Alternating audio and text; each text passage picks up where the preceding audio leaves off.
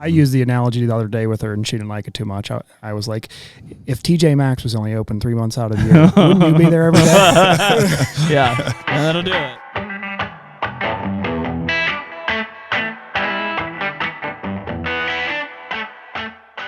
HUNTR Podcast is brought to you by Deer Grow. Man, we've been using Deer Grow products for a long time. The Plot Start and Plot Boost, more recently Plot Till. Now we've got 3 new liquid fertilizers that have been put in the mix that will cover everything we could want for a food plot program. It's huge, man. The more food plotting we do, it's like, man, the liquids just make sense. Like whether it's herbicides or the Plot Start and Plot Boost, and now the fertilizers getting mixed in. It's like, man, I can combine all of those in certain cases and do less passes for more results. I mean, it's all about efficiency. I mean, like you said, less passes. If you're out there treating your beans with glyphosate in the summertime, you can mix in this fertilizer, do that all at once. You have the boost in there to help some metabolism. It's all about efficiency when we're talking about food plots. And really the big difference on these liquid fertilizers is you're bypassing some of these soil limitations, pH limitations, the soil type. In a lot of cases, we talk about dry fertilizers only being available for 17% of what you put down in the first year. These liquid fertilizers straight into the plant are 90% available in the first year. Huge difference in what you're going to see in growth. It's huge. And so right now you can use code HUNTR15 for 15% off any of the Deer Grow products on their website. And as always, better food plots, bigger deer. And we're back. Hey, HUNTR Podcast, episode 233. Nick's here. He's editing, doing stuff. Feeling wintry. It is. We were just talking got my about little space heater behind me. He moved it away from Austin over here, so it's on my. You don't feel it. Me, I was warm, so I don't need it. You can have it all. I was thinking about it on the way, and I was like, okay, next 2 weeks it's gonna be super cold. We can't run like the main furnace because it's too loud when we're recording. So I was like, just throw a little space heater in here. I was gonna buy you a little one that looked like a fireplace, but I'm like, those things never work. Yeah, it feels nice. It just feels like cozy on my butt back here. So yeah, if you guys need some, I'll move it around. But hey, wherever you guys are listening to us from, whether it's YouTube, Spotify, or Apple Podcasts, give us a like, follow, or subscribe, whichever is appropriate for the channel. One of those will give you a notification as to when we drop these episodes, but they're every Tuesday night at 6 p.m. Eastern time. If you've written us on Instagram DM or the website, those are the two we check most frequently. I would say we're fairly on top of that and fairly behind at the same time. Yeah, we're getting there. Somewhere in between, but also we have some merch on the website if you guys want to check that out. And Nick's salary appreciates you purchasing some of that. So he does. Thank you guys for that. And here we go. Here we go. We got a bit of a Pennsylvania roundtable here today. So we got Jerry and Austin Tibbott from Indiana. Well, is Mahaffey Clearfield? Yeah, Mahaffey's up there, but it's Clearfield County. Clearfield County. Yeah. So we got a Pennsylvania roundtable from the Bearded Buck. If they don't know your names, they'll know that, right? Yeah. Oh, heck yeah. Yeah. I appreciate you guys having us. No, like we said, we've been trying to do this for some time. We have. Well, it's tough when you get into the months of like September to December of like, how are we going to cross paths? We wanted to do it in person.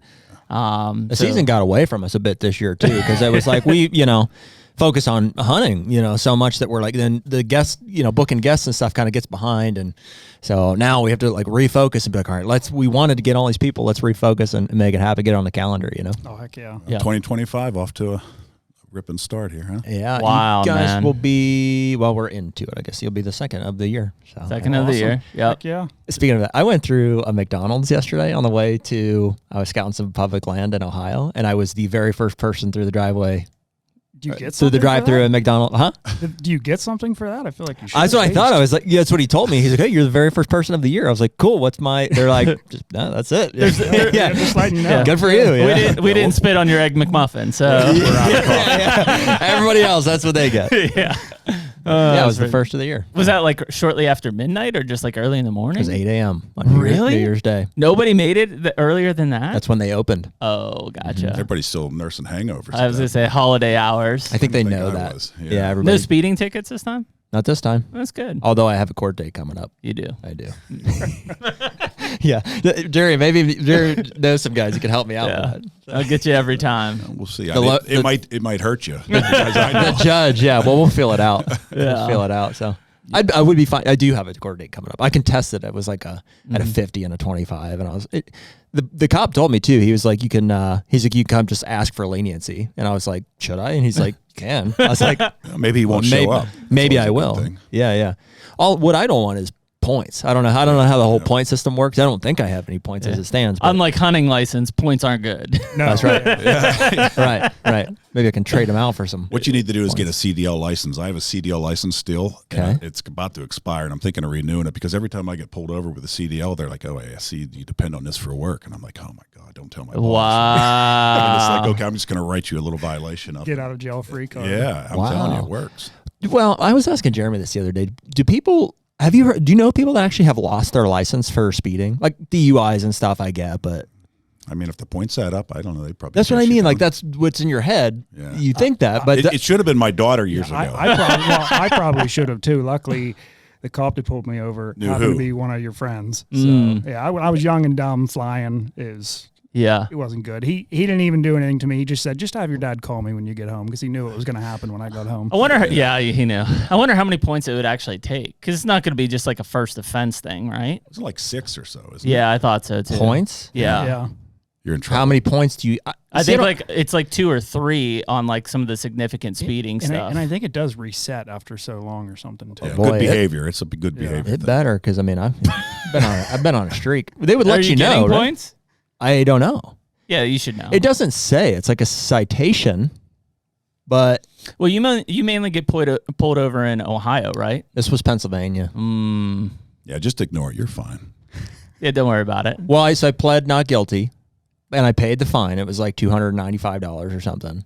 Wrote a check anyway, so they may not cash it until they figure that out. You just gave the cop cash. You're like, here. But then I have a court date on end of February or something like that. So I got pulled over up here on 66 one time. We were getting off at Delmont there. And I had the bearded buck sure, I truck got my very first ticket ever. right down towards the The old Kings. By the Kings. Yeah, and, After- and, yeah. I had the bearded buck truck and the bearded buck trailer and everything, and this guy pulls over. It's Or he's raining like a this little bit. asshole. I remember we were coming home. Yeah, from a he hunt was late. somewhere, and I No, he was remember great. that. We talked about hunting for 15 minutes, Yeah. and he said, "Hey, just get out of here, guys. Just get out of here. Yeah. Wow. Slow down a little bit," he said. Yeah, mine give me a ticket. Was that a That local was my or very statey? first one ever. Both. Statey. Ooh. Both stadies, yeah. We've got some stadies that listen to the show. Yeah, I'm sure we do. Maybe No, but they're great phone a guys. friend.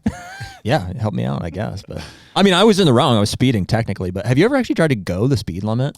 It's tough. It really is. I have do a it every. right foot bad. I do it every once in a while to amuse my wife. I'd be like, "See how fast we're going here?" I'm like, "This is the speed limit." Yeah. And she's like, You get my age, it's easier to slow down. I'm not hard I to believe get it. anywhere. I believe it. Yeah. You're not that old, Jerry. How old are you? Enough. We probably shouldn't say on You're in here. your 50s, aren't you? 54. Yeah. Yeah. There you go.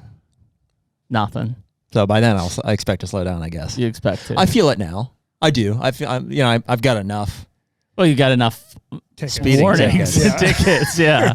Yeah. At one point, there was a legitimate fear of like, Well, I mean, if you lost your license, that would destroy your hunting career. be bad. It'd be terrible. Yeah, you'd have to hunt Pennsylvania first off. How long did it take it for? If that happens, I don't know. Probably a year. You might have to retest. Yeah, I think you would have to retest for sure. Wow. I mean, I'm sure I could pass the test. Just get a driver. Oh, what? Just get a driver. Oh, Ooh, yeah. like the Amish. Yeah, that'd be nice. Yeah. Yeah. We'll hit up some of their Horse contacts. and buggy ride 6 hours to Ohio. Do you guys have many Amish where you're at? Yeah, Oh, good yeah. bit. Yeah, a lot of bit. them up Really? Yeah. We do too, and my there. parents' family farmers in Ohio. We have quite a few there too. In fact, yesterday I saw for the very first time ever they put up new like buggy crossing signs. Oh, wow. Yeah, and Someone must have got hit. And they don't eat beef. Maybe. They eat venison all year. Oh, yeah. yeah. So Yeah. Is that fact? I mean, I know what you're. The a point couple you're making. locals have told us that. They don't eat beef. They said we eat venison all year long. Whether that's true or not, I don't know. I think that's their way of asking permission. I mean, they shoot enough. Yeah. Oh, for sure. Yeah, Mhm. yeah. Hmm. I would get that. Well, they shoot a good number of them. Most of ours are friends. I mean, they're super nice people and stuff.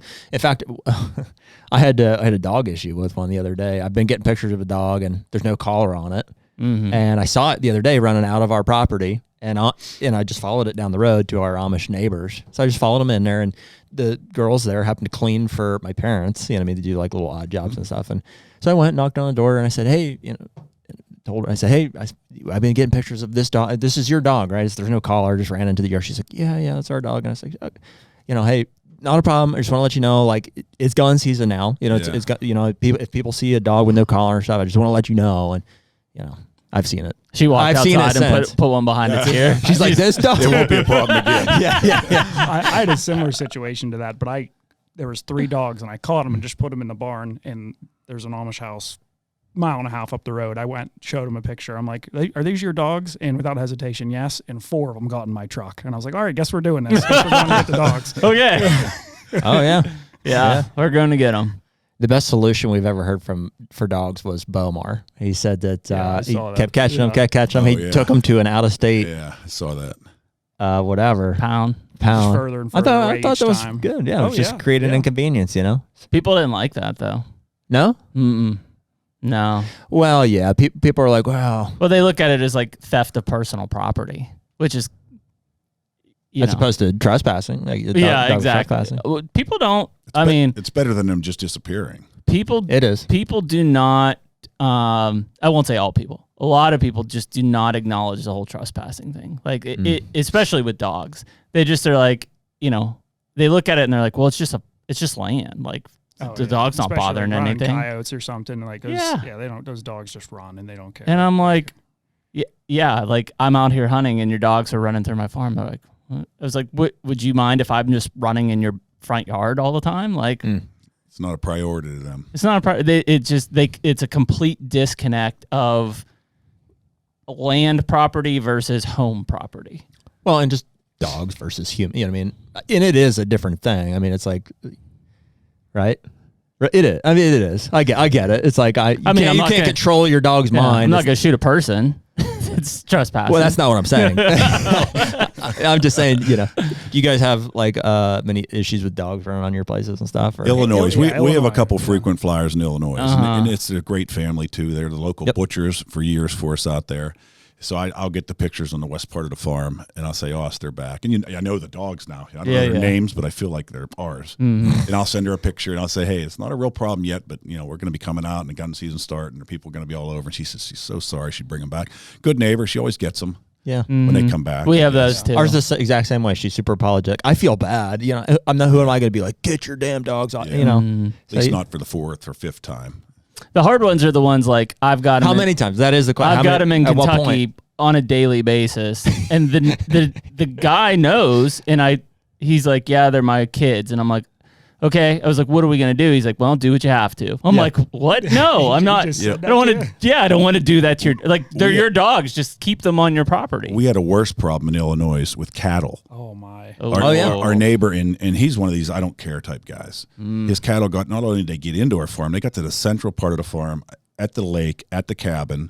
Into your food plots and stuff. They're crapping all over the patio. In front of the back we have the blink camera showing it.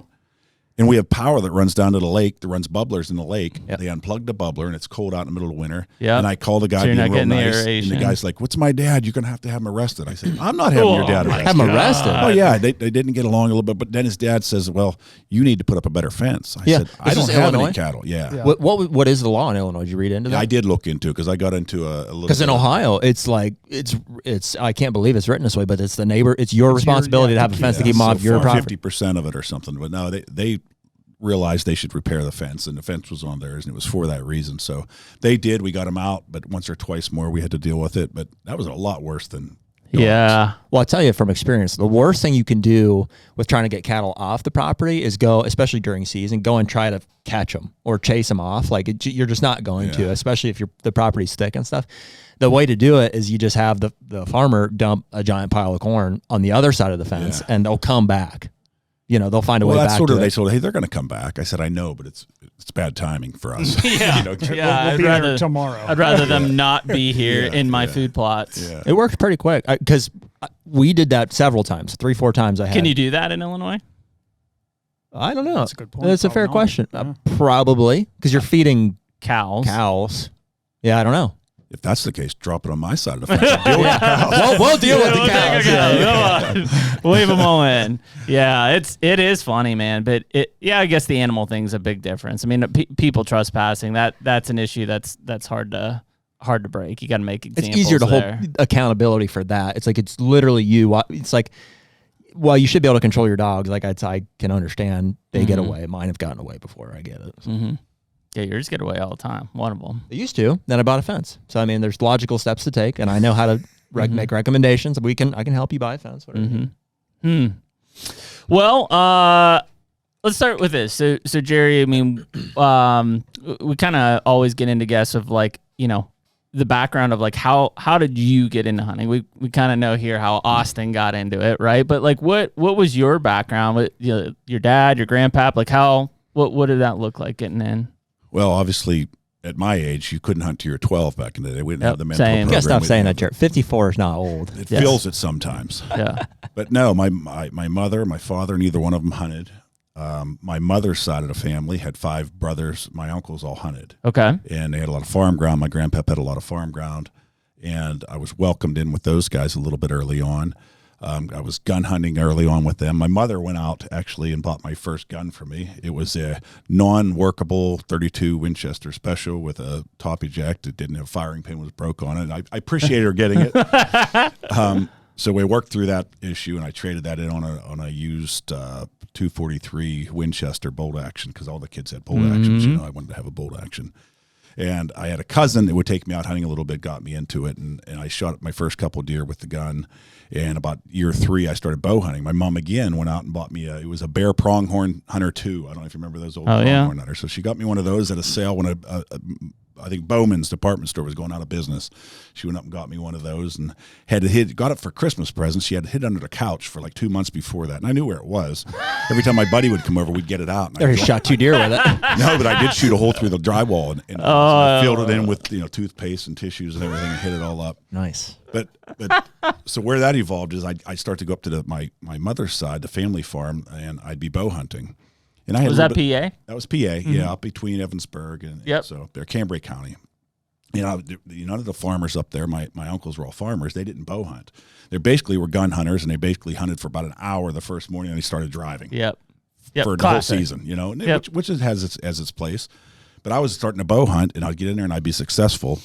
And they were kind of not liking that. So I'd even go in there to bow hunt during gun season. They'd start the drives at my tree a little bit going out. That's when I knew as I got a little bit older, I had to get ground. Mm-hmm. I had to be my own manager. I had to try and figure this thing out. So it went from hunting on the family farm, even through college, I'd drive home and hunt there a little bit. In bow season, I had it to myself, but after that, it was tough. And it's that urgency to want to have something of your own and manage it and do it the way you want to do it. I had just gotten married. My wife and I were living above a bar. Mm-hmm. I'd taken over my family business, which was a small transportation business at the time. I think I was making $30,000, and I'm going, I got to buy ground. And I found a way to do it. I bought some ground, and then I thought, I can't look like an idiot here. I got to make some money at work to pay for the ground and start hunting it the right way, because I'm thinking I'm still living above a bar. So I prioritized things a little bit and kept the family life going and started to grow this property that we have now. Mm-hmm. And from it's the same property. Yeah, we've built off that same first piece of property I bought in Mahaffey. Wow. And I think we did 10 or 11 different purchases over the last 22 years. What drew you to that area? Excuse me? What drew you to that area?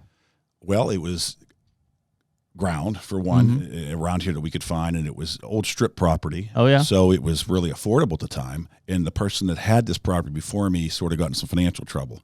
I could say it now, but I picked up 358 acres according to the first survey. And after we surveyed it for the purchase, because the survey was so, it ended up being 383 acres.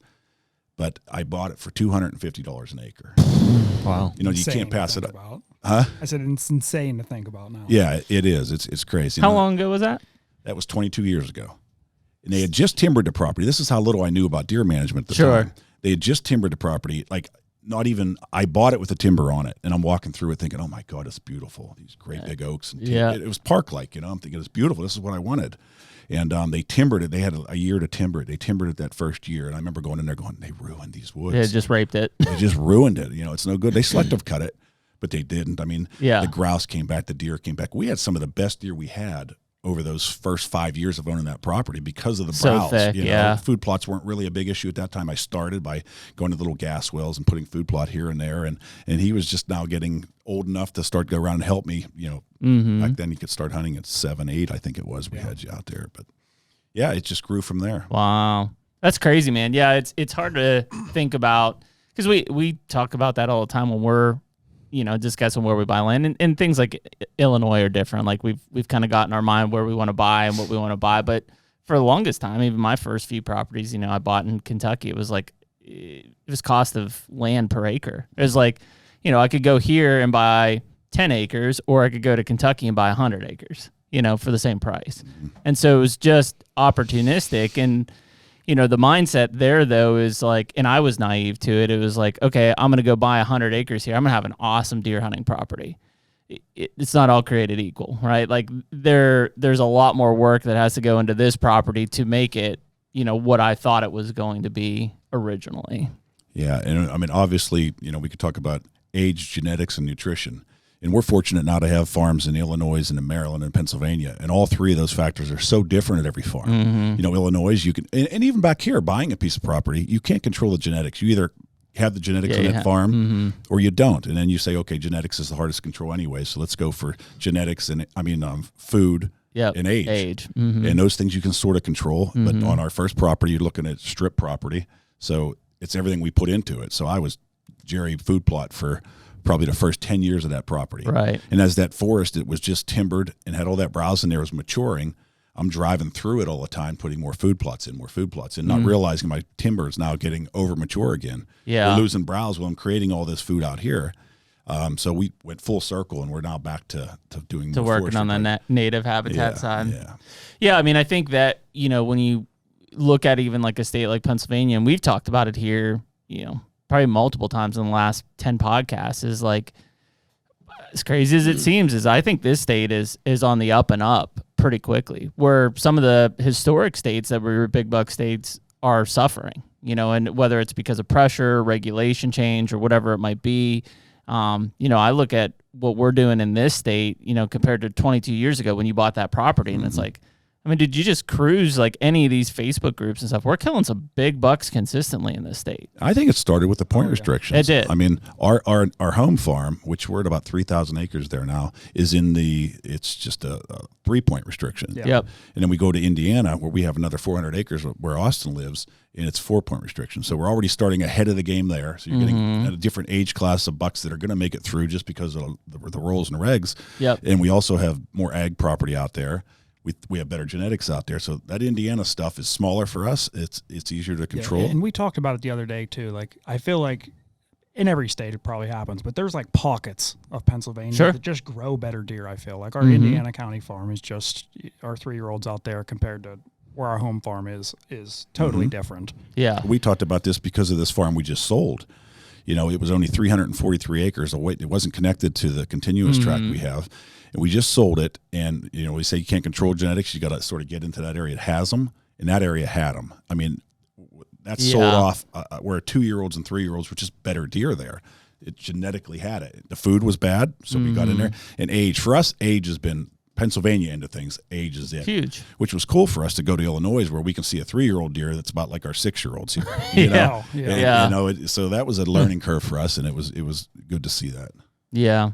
Well, I think that's been the biggest thing in Pennsylvania. It started with the antler restrictions, and then, I think even now it's more of people have been able to see what a year can do on a deer, and, to get it from 1 to 2 and then 2 to 3. And, there's not a ton of people passing 3-year-old deer in the state of Pennsylvania, but there are some, or just from the decrease in the number of hunters in this state, we've started to see deer being able to make it to 4 or 5 or 6 years old. And that's where you're seeing people kill 150 and 160 inch deer, even in the national forest, which, isn't managed for the best food out there. It is what it is. These deer are just reaching 5 and 6 years old and, turn into 150 to 170 inch deer. And you can't deny, we've been in the QDMA back when it was Quality Deer Management Association from the start. And it took time when they said, you can't just run to your neighbor and say, hey, I don't want you shooting 3-year-olds. Right. You can't. We've never told anybody what to shoot, what not to shoot, what to hunt with, or do anything. But our neighbors over time had seen better deer across there. They're shooting better deer because of what we're doing. Yeah. And they started to pass up. Maybe they're putting a food plot in. Maybe they're making their habitat better, a larger holding capacity. It was what was really cool to see too when we were first starting to shoot those more mature deer. We sent teeth away probably to 10 different bucks, and those deer we thought were 5 or 6, if not maybe even 7, they were 7, 8 years old. Really? Yeah. Which was super surprising for all the history that we thought we had with those deer. I mean, they were that much older. They were older. It was encouraging and discouraging at the same time, because we're looking at 6, 7, and 8-year-old deer that were 130 inches at the time. Something is going wrong on the farm from a nutrition base. So and we do have such a high deer density on our home farm. Yeah, we work at it. I mean, we shoot a lot of does. We're in a DMAP program. We have 2 separate DMAP programs on our home farm. And we have guys in, we have field to fork events, we have brand new hunters come in. So we take, 30 to 40 does when we can.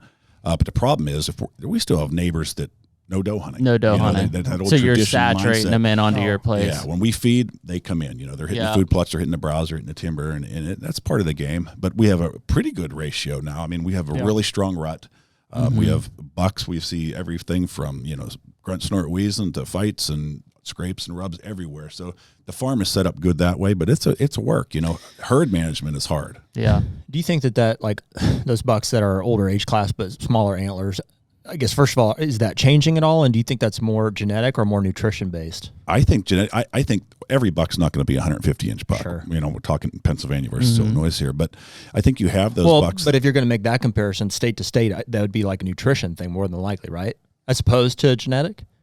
Yeah, I think it's probably nutritional, but genetically, if we have a herd of deer that's, and it's so hard to call deer. You can't call deer on a small property like this. They say it's only, guys, big ranches in Texas could call deer, I guess. On 3,000 acres, you couldn't call deer? I think your saturation is what's going to trump that. Like, you could go in there and say, I'm going to kill every 8 point I wanted to. It's not like you're going to just magically make 9, 10, and 11 points. Like, that's a genetic restriction. Well, see, that genetic conversation has always intrigued me because it's like I agree that you're not going to like manipulate genetics, but you are going to kill all the 8 points.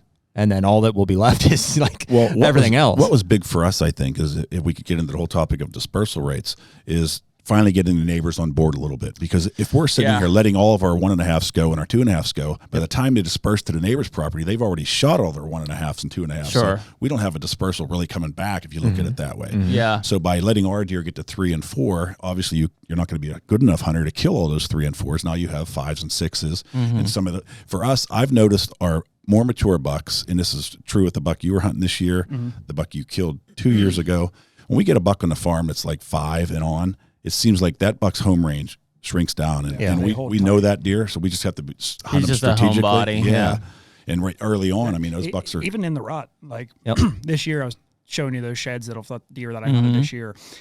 It was probably first week of November, I believe, this year, and that deer was in an area, locust trees, goldenrod, just no trees to put a tree stand in whatsoever. So we had a ground blind down in there for 4 days in a row. We got down to the ground blind and watched this deer directly across from us from the time we got in until dark. Never left for 4 days in a row. That deer didn't leave a 300-yard square. Wow. Just insane. Yep. Was he doed up? Oh yeah, heavy. Yeah. I mean, we got super close the last night. I thought it was going to happen. The doe, which we were sitting there, we knew we were in the game. I mean, he's 150, 200 yards away. All that had to happen was that doe just run down through that valley over to us, and that's exactly what happened. They were working their way in probably 60 yards behind us, and another buck popped out to our right, and he just got in front of her and pushed her off. But yeah, they hold tight, those mature deer. So, I mean, if you look at where you guys are at with this farm now, 3,000 acres, I mean, on a given season, how many bucks do you think you have that are over 5 or 5 or older? Not as many as you'd think. Yeah. You do see that. I have some friends we talk about all the time saying, really, everything you're doing, you only have that. So, I mean. Let me guess. You say over 5 years old on 3,000 acres? Yeah. I'm going to say you got 3 or 4. No, I think we're closer to a dozen. I mean, we have just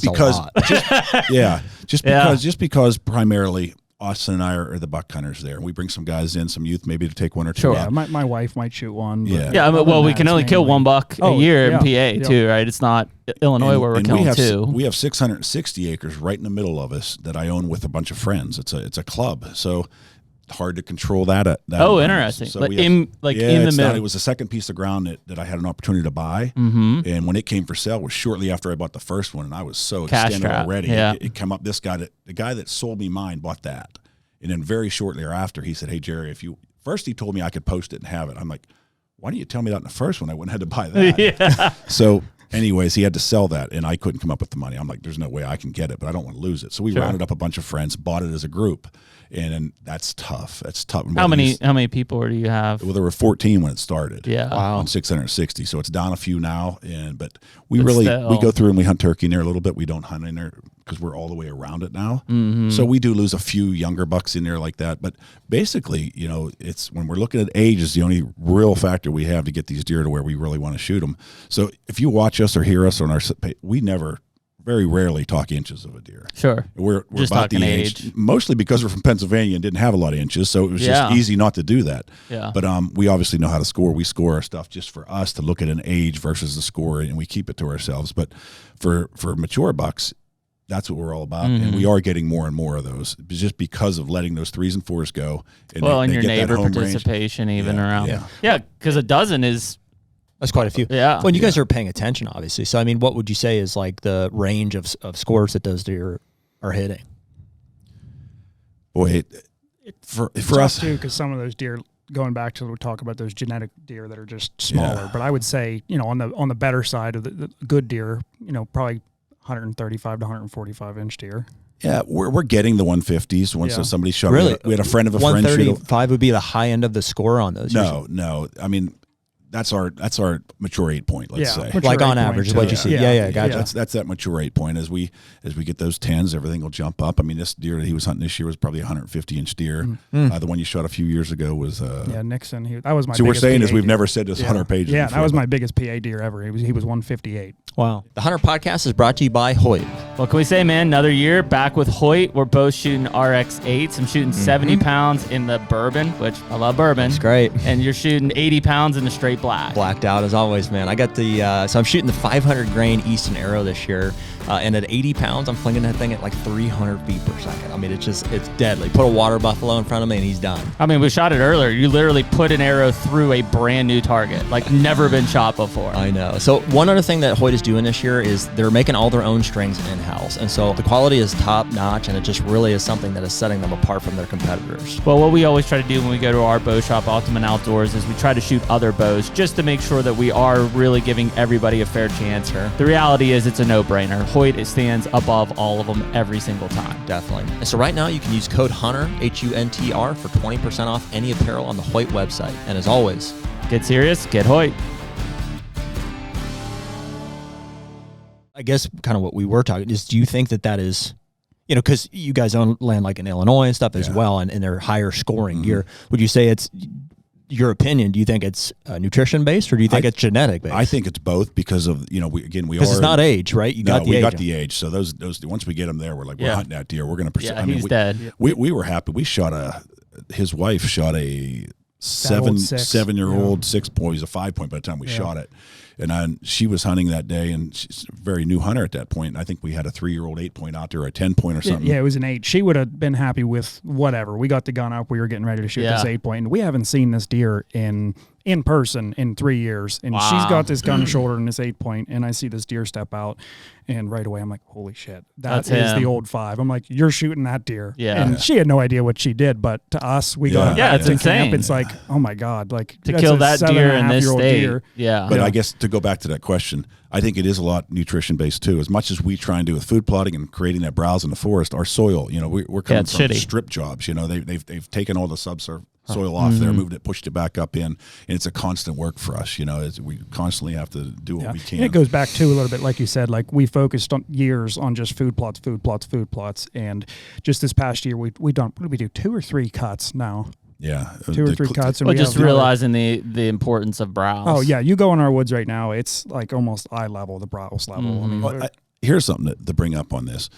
Early on, I was feeding protein 9 months out of the year, 8 to 9 months out of the year. And we had silos, we had a good deal going there, and we were seeing better deer. So we can go back and forth. My QDMA guys sometimes don't like to talk about that, but we got put in the CWD area. Yep, and then we had to stop completely. I have empty silos sitting there for the last 4 years, and we did see, some extra kickers, maybe some little bit more mass. No doubt. Well, and anybody that we know lots of guys that are feeding in the Midwest and stuff, they're like, it's an undeniable. Yeah. If you can feed enough that it actually makes an impact. Like if you're filling a 200-pound feeder in the middle of 1,000 acres. No, you got to keep them fed. And it's a lot. And we did, and we saw, an increase in size during those years. Should have. Yeah. And body size. I mean, it's inevitable that providing 20 or 25% crude protein levels, just consistent sources, even in our food plots, right? Those protein levels are going to vary throughout the year in terms of maturity of the plant and stuff. So, Yeah, I mean it's inevitable. It's a lot though. Like it's a substantial. What you talk about? It's a feeding program. Yeah, you know, to make an impact at a herd level at least on that side. So I think like neighboring pressures outside of a CWD zone. That's what keeps a lot of people, maybe myself included, from doing something like that. It's like, you know, after you run down through and you've done all the timber projects, you've done all the food plots, and you're like, boy, I'm just not. You know, I can't feed them all, but it's hard to justify the cost when you know they're going to get killed. Yeah. The genetic thing is the interesting discussion because it doesn't matter what state it is. It's like, you know, if you look at where we're at in Pennsylvania, like the like grand scheme landscape level genetics are the same, right? But the pockets of better quality deer just exist. And it's like, I can't explain it for any reason. It's not like, it's just the way that it sets up and the way that herd do you dynamic guys see is. like superstar young deer? Do you feel like? Definitely, especially in our small piece in Indiana County. And does it seem like those deer just like they don't live, like they're getting shot? It's a tough piece of property to have deer survive, but they do. I mean, some do. But your home farm, you're not necessarily seeing. No, I mean, every once in a while we'll see a couple deer that stand out. Yeah, and then it's getting them to maturity. When you know the deer that good on your farm, it seems like you know that, okay, that's going to be my 135. We're going to get this. It's going to be a 145. We're going to be chasing a 150 over here, you know. And occasionally you'll throw a 170 or something in there. No, we haven't killed them. We've had friends of friends kill them, you know, so we haven't been lucky enough to kill those giants on us. But they've existed. Yeah, they've existed. But we talk about pockets not too far up the road from us. Cud has his family farm, which is probably only 600 acres, which is a nice chunk, but they hunted hard with a lot of family, and I think they shot 12 bucks up there this year.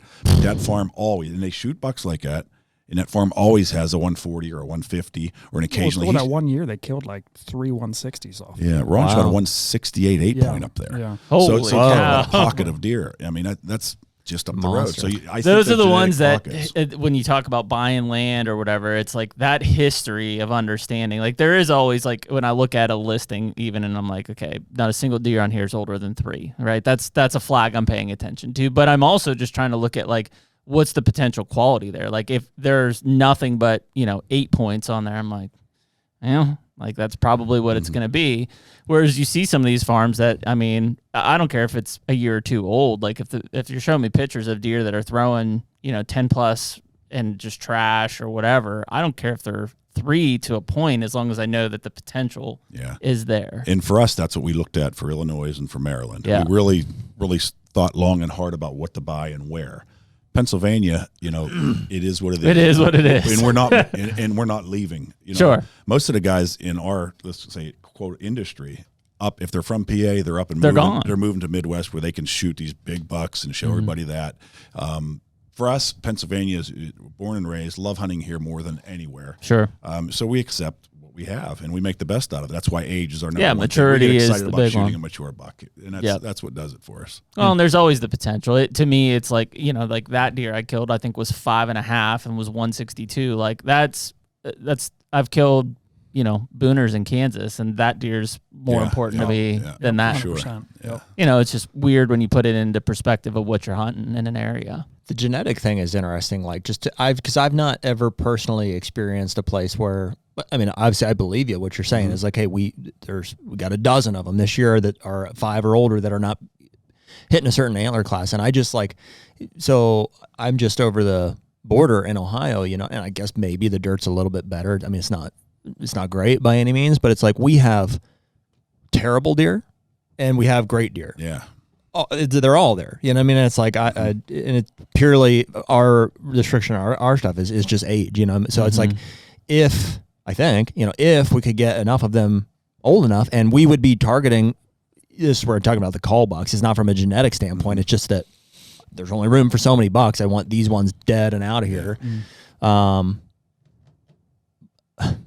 I haven't seen it from a genetic standpoint. I wouldn't know what to look for, I guess, unless you had a good sample of all the mature bucks to be like, hey, this is all they can do here. And it wouldn't surprise me if it was nutrition related. I would, if I had to bet, I'd say it's more that than genetic. Well, I think that the unfortunate side of antler point restrictions is there is high grading happening, right? There has been for 20 years, right? And the fact that we're protecting spikes through 6 points and we're killing the 7, 8, 9, 10 point 1-year-olds in Pennsylvania.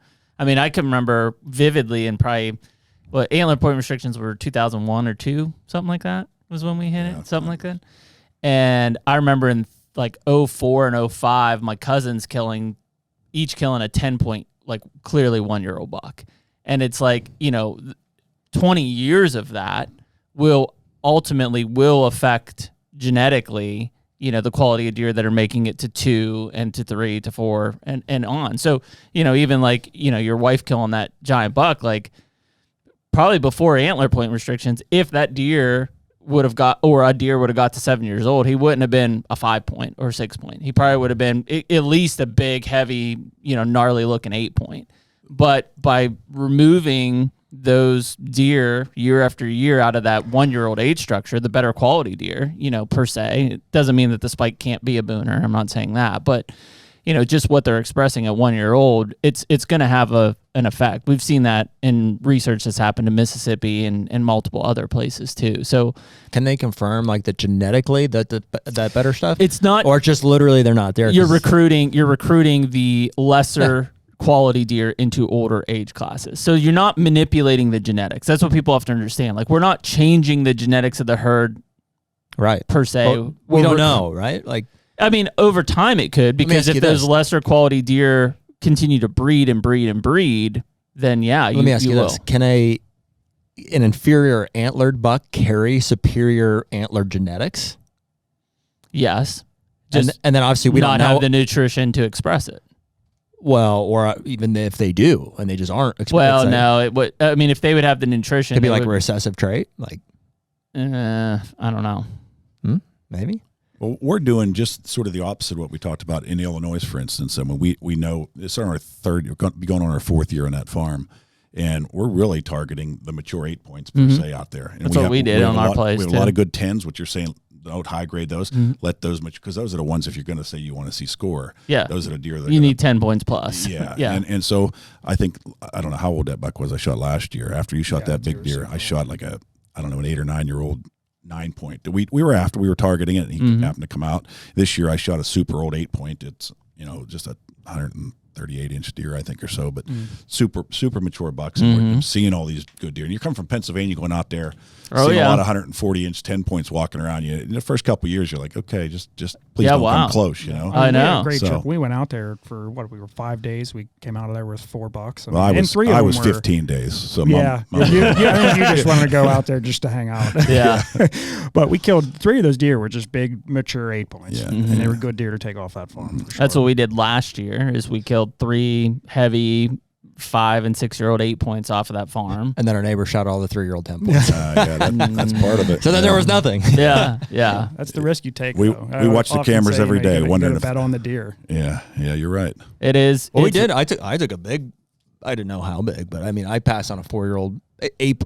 Well, but we're not at the point. I don't think we have enough that we're like shooting 8 points is necessarily like our goal. It's just there was a handful of mature deer. I'm trying to get any deer to age. I mean, I've got in my Ohio place even the best deer is an 8-point, like age wise. He's 5 now, and I'm like, we hunted him in October, but then now I'm kind of like he's there and he's killable, but I'm like, see what he'll do next year. I think the Illinois thing is interesting because clearly, especially if you're in the right soil, as long as the native habitat's there, they've got great native habitat nutrition. Obviously, anything in the summer from a crop standpoint, depending on the rotation, food plots that you plant, I mean, hell, like they're going to look and turn out better than they are going to be in Pennsylvania or some of these other places. But it's, I mean, the hard part is like we had a deer this year that probably was all over 150 as a 3-year-old. And I'm sure he's dead now because we haven't seen him in a while. But Mike Concho. Yeah, Mike Concho. But like that deer would have been a 4-year-old booner probably. Yeah. Very, very likely. And so, that's the downfall of those areas too, is like, the guys who aren't managing, you put that 150-inch 3-year-old in front of him, giant buck, boom, dead. Like, not even a hesitation, right? Well, you said earlier you have to know the potential of that farm, I guess. That's it. What's the cap of the potential of that farm? Yep. And we're learning that now in Illinois because we know what he shot a couple of years ago. Yep. And we see the genetics of the younger deer there. So it's easier for us there. now. But you take us out of our realm of Pennsylvania and go out there in the first couple of days, buddy, and you're thinking, okay, it's great. But then you get up close, we're not shooting that deer. Yep. Yeah, it's a really... it's really hard to, I've gone back and forth on this numerous times, and I still don't know the right or wrong. Like, clearly having a bigger contiguous piece is a big help. Having neighbors on board around you, huge help. Like, if you end up having, like, our farm's 144 acres, we have some neighbors around us that I would say are like-minded, but most of them are not. We had a couple 160s on that property this year that were old bucks, 5 years, and one was probably 7 or 8 at this point. But most of the bucks that have potential die. So, like, even next year, I'm sure we'll have another 145 to 150 inch 3-year-old. I think it's just in their nature too. You know, I mean, the younger ones, just die. They run everywhere. Yeah. And it's even like a 4-year-old. I passed a 4-year-old this year that was like freaking. The neighbor shot at him twice. Right 20 before. minutes before he ran under my tree. Really? You know, I'm like, it's probably 150 inch 8-point. how he lived. It's a miracle. He made it though. He was kamikaze all morning. over the place. Yeah, I know. And so that deer will be, and he'll be on the list next year for us. Yeah. But it's like, you still see where that high-end cap is for the quality of deer. You just have to get age on them. That's it. Like, out there, it literally is like all of these deer could be big deer at 5 years old. It's just, how do you get them to 5? Yep. It's so hard for you and I to have the genetic conversation, because it's like, until you have like a 12, 5-year-old plus deer, how could you? Have a concept that's of what's the depressing part of that conversation. If we have 12 5-plus-year-old deer and the best deer is 160 inches, that's you just know the capacity. Yeah. And I'm not moving. I'm not going anywhere else. Sure. I love what we have. We manage it as hard as we can. Yeah. And we're happy with what we got. And it'll throw a freak every once in a while, exactly. right? But even still, I mean, you kill 5-year-old bucks in the state of Pennsylvania. That's a massive accomplishment. I mean, you had told us 20 years ago, and we never even saw a 5-year-old buck. Yeah. Well, the age is the most. I mean, it's the only thing you can really have some control over. So, and it's desirable. So, I mean, that's why I'm passing 4-year-old 8 points. Even in Illinois, somebody might say, "What's an 8-point? You should shoot it." I'm like, I want to have 5-plus-year-old deer to hunt, regardless of their score. You know. Yeah. And the older they get, the harder they get to hunt. That's why you're going to have maybe a 6, maybe a 7, because they're going to make it. It's really that the more that we kind of watch herds and stuff, regardless of state, it's it's understanding that backfill potential and how hard it is, especially on a new property, to get there. Like, most people aren't going to walk into a property that's got 5 5-year-olds, 7 4-year-olds, 12 3-year-olds. Like, those farms don't get sold. Yeah, they don't get sold, right? And so, like, when you walk into these properties, a lot of cases, it's like, I've got only 3-year-old deer, and maybe a 5-year-old. And it's like, okay, I got to get these 3-year-olds to 4 and these 4-year-olds then to 5. And, like, you're losing deer in the hoop every year, right? And so it's really hard for people to fathom. It's a delicate balance too. Yeah. If people are honest with themselves, like my group, we have to ask ourselves, so like, how big of an impact are we really having? I'm like, okay, well, and it's hard to know what would have happened, but I know what happened because we shot them. And so it's like, all right, well, we shot these 4-year-olds. And then I look at the next year, I'm like, okay, well, we don't have, this crop is not there now. And if it's easy to be like, well, I don't know, just neighbors are getting them or whatever. But if I'm like, well, there was that one, he would have been 5. There was this one over here that, we shot 2 years ago as a 3-year-old. And I'm like, he would have been around maybe now. And they add up fast. It's a delicate balance. And we almost asked ourselves too, after we got done in Illinois, it's like, should we have shot 4 bucks off of that? Well, I was sort of going to get to that a little bit. I think as hunters, we go through phases. And I know, 54, 27, what are you? Whatever. But, when I started out, we didn't have big bucks to hunt, mature bucks to hunt. So we were happy. The buck pulls in my high school didn't say you got a 130-inch 8-point. It said you got an 8-point or a 6-point. So if you got an 8-point like this, and somebody shot a 6-point like Didn't this, matter. I'm ahead of them. Yeah, you're ahead of them. And I had a teacher in my outdoor club that always said, Jerry always gets his buck. He's always on the wall there. But I think my first 12 bucks fit in a shoebox. Yeah. But I enjoyed those experiences. So as you mature and you say, okay, let me get that 3-year-old, and let me maybe encourage yourself to shoot a 4-year-old or a 5-year-old and do that. So we go through those phases, and I went through that phase where I'd hunt one particular buck. And he's doing that a lot now. Now I'm at the point where I want to have 3 or 4 in case I don't feel like getting up and hunt 6 mornings in a row like now or doing something. So I'll make sure I have mature bucks to try and hunt. And then also, we Illinois, for instance, a guy that goes out and buys a farm, and I waited my whole life to buy this farm in Illinois. So I've saved up everything I had to do this. You have a big investment in this thing, and I've got more hunts behind me than I do ahead of me. So I'm out there, a different mindset again. I see a 140-inch 8-point that's mature. It's easier for me to go ahead and let an arrow fly on that to get the enjoyment out of that, and also knowing I put a bankroll into this place. Right. So there's that comes into it too. And I think I'm also, I used to be that guy that same old line that says, don't shoot the last day what you wouldn't shoot in the first day. Well, if I'm passing up 5-6-year-old bucks early in the season, just waiting for that super buck, I'll go back and shoot that buck at the end of the season. If I know it's still a mature buck and I want to hunt it, because we're hunting to get the enjoyment out of it at the end of the day, and I enjoy setting a tree stand more than shooting a deer out of it sometimes, I think. Yeah. But to get that part out of it I don't think there's anything wrong with that at all. I mean, I think if that saying is applicable, it's more about like, don't lower your standards. Yeah, don't lower your standards. Like if your standard is a 5-year-old deer, but there's a bunch of 5-year-old deer and there's one that's really got your eye, then, sure. Yeah, pass the other ones. But you shouldn't feel guilty about don't shoot a 2-year-old at the end of the season just to fill the buck tag. Well, that's almost, it's like a different thing, because in that case, it's like, then you really have compromised the goal, and even more than that, maybe have impacted your chances of achieving it in the future, and that's, you hate to see that. Not because, not because it's a touchy subject. Like I know some guys that are like, any deer that you shoot is a trophy and you should be happy with it no matter what. And like, to an element, I'm like, yes, that's right. It's a life and it's valuable. But like, I think it's okay to have goals for yourself. And if you do something that's not in accordance with that, then it's all right to feel a bit of remorse for, and exactly, don't degrade the animal because of it, but take that and apply it to, moving forward. Like, this is the first year in which I know PA season is still in, but I probably won't hunt, but this is the first year since I think I was 8 years old. We talked about that in the way down. I have not killed a buck in Pennsylvania. Yeah. I'm all right with it. Yeah. You have to be. Yeah. If you're going to grow as a hunter, you have to be okay with that. And, there are some things that, I don't know, throw curveballs at it. Like, my goal, even in Pennsylvania, is like, I really want to kill at least a 4-year-old, or if not a 5-year-old in the state of Pennsylvania. But like, if I'm out flintlock hunting and a good 3-year-old comes by, it's like, boy, if I shot this with a flintlock, like, that's a hell of an accomplishment. Or a recurve or a longbow. Like, there are definitely things that come in that it's like, I don't necessarily see it as lowering your standards. You just took the experience to a different level. I like how you started that too, though. You're from Pennsylvania, so our conversation, if I set my goal as a 4-year-old or a 5-year-old, we're not saying I'm setting my goal for 160 inches or 170 inches. But that's you hear that a lot, and that's okay too. Yeah. But a lot of times, if they're not just going by the inches, that's a 3-year-old in some places. Well, I think that comes from a management mindset, because it's like, it's great to say I want to shoot a 150, but like, there's 3-year-old 150s, and would you shoot it? From a management standpoint, you say, well, that's probably not the best. So I think that's where there also it's probably rooted in. If I said in Pennsylvania, like, hey, I'm going to kill 150, there may not be any anywhere that I'm hunting. Yeah, like, season's done. It's very possible that there is not a 150-inch deer that I could even hunt. I'm just hunting ghost all year. Since we kind of bring it up here, I'm curious how you guys feel about, like, I know a few of them. My uncle is one. John Eberhard is another one that comes to mind. Guys that are purely score.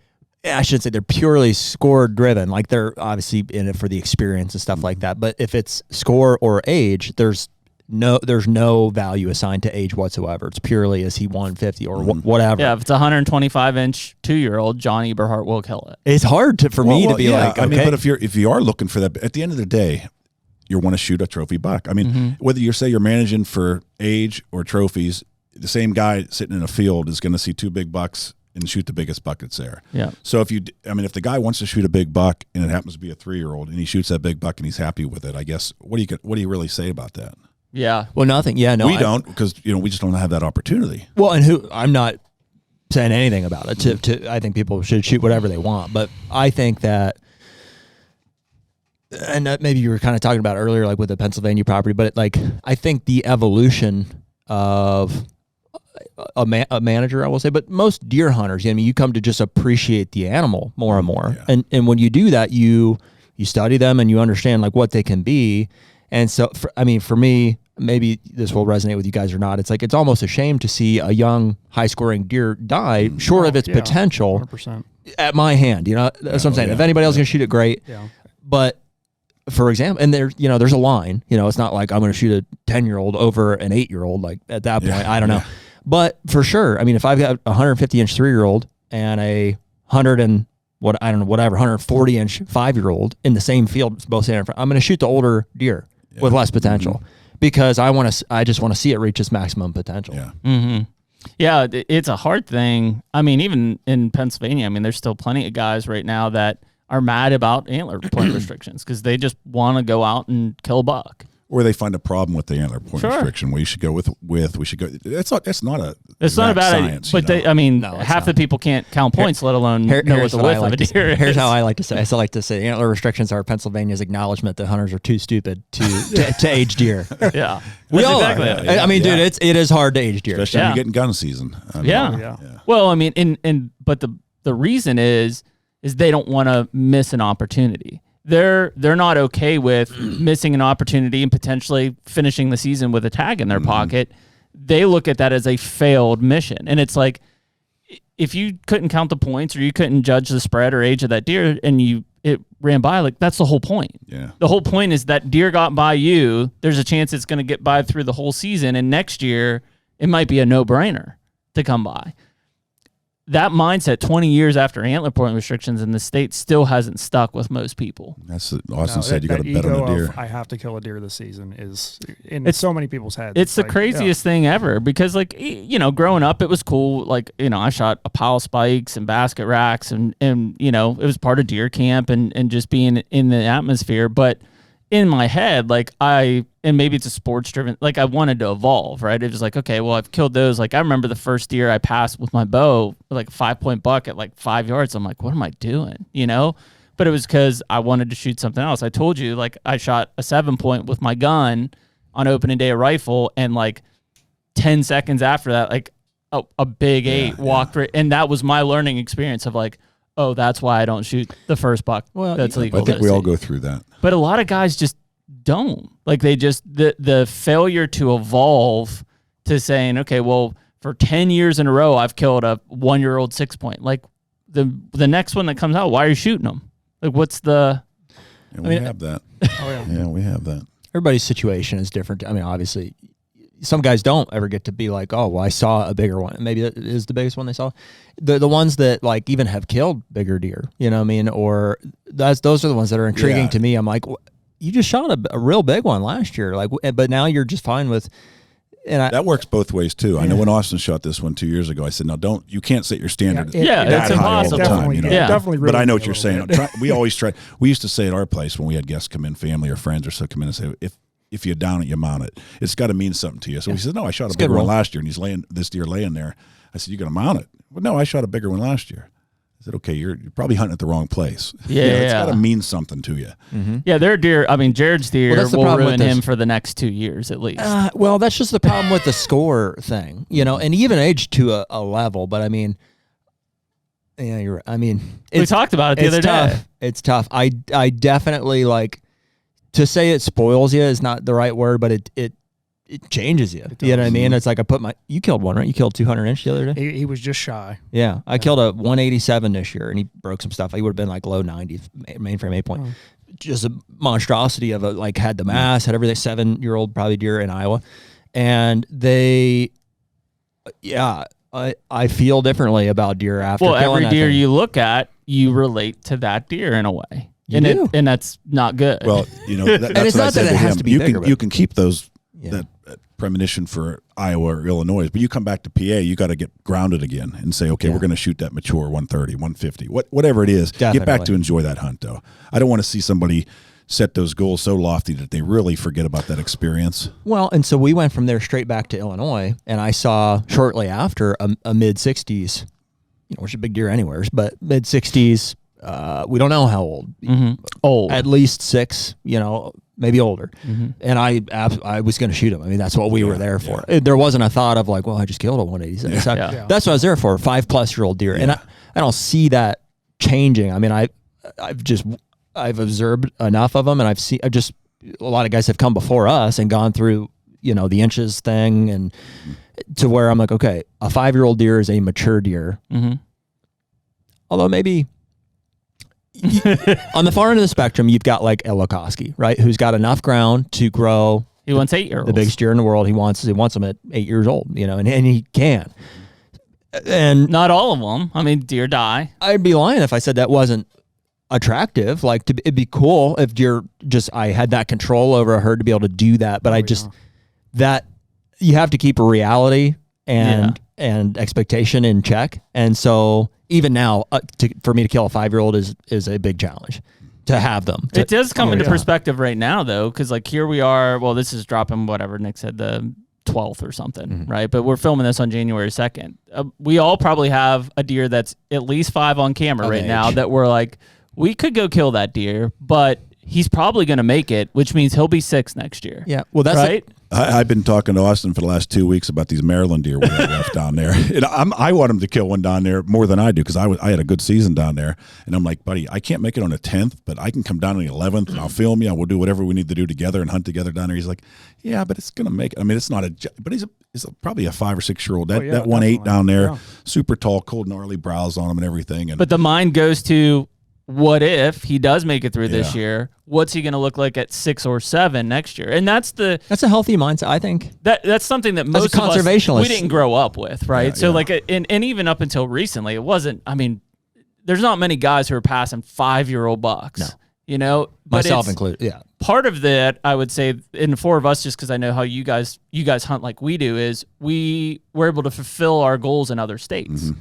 Which is a really cool thing, right? Because if you're hunting, let's say we're all just hunting Pennsylvania. Well, shoot, none of us are passing the 1 5-year-old if we've got a tag in our pocket. Yeah. Like so when we can go to these other states, you go to Iowa, you kill a big buck, go to Illinois, you kill a big buck. Now it's like, well, I don't really have to. Like I've killed bucks. Pressure off. Yeah, I've killed bucks. My goal's been succeeded. Now this year could get to 6. And like I said before, if you're looking at the backfill, you might say, boy, like there really might not be a good 5-year-old next year here. And being from Pennsylvania too, like shooting a booner was never even a thought. It never even crossed the brain. In Illinois, I shot my first booner, and he just shot his first booner in Illinois Maryland this year. And it's let's throw another wrench into this though. We're talking about not worrying about shooting, doing something. The show. So I remember when we started this show many years ago. I was talking to it was one of the Drury guys, Dan Thurston. I sat there with him, and I was out at his place, and he said, "So what format are you going to do with the show?" I said, "What do you mean what format?" He said, "You need a two kill show, per episode. 13 episodes. You go through your 13 episodes, so you got to be killing deer everywhere." And we had that mentality for a while too. Like we got to get this kill, we got to get this kill. Then we went through that phase saying we could do a good episode without a kill. Yeah.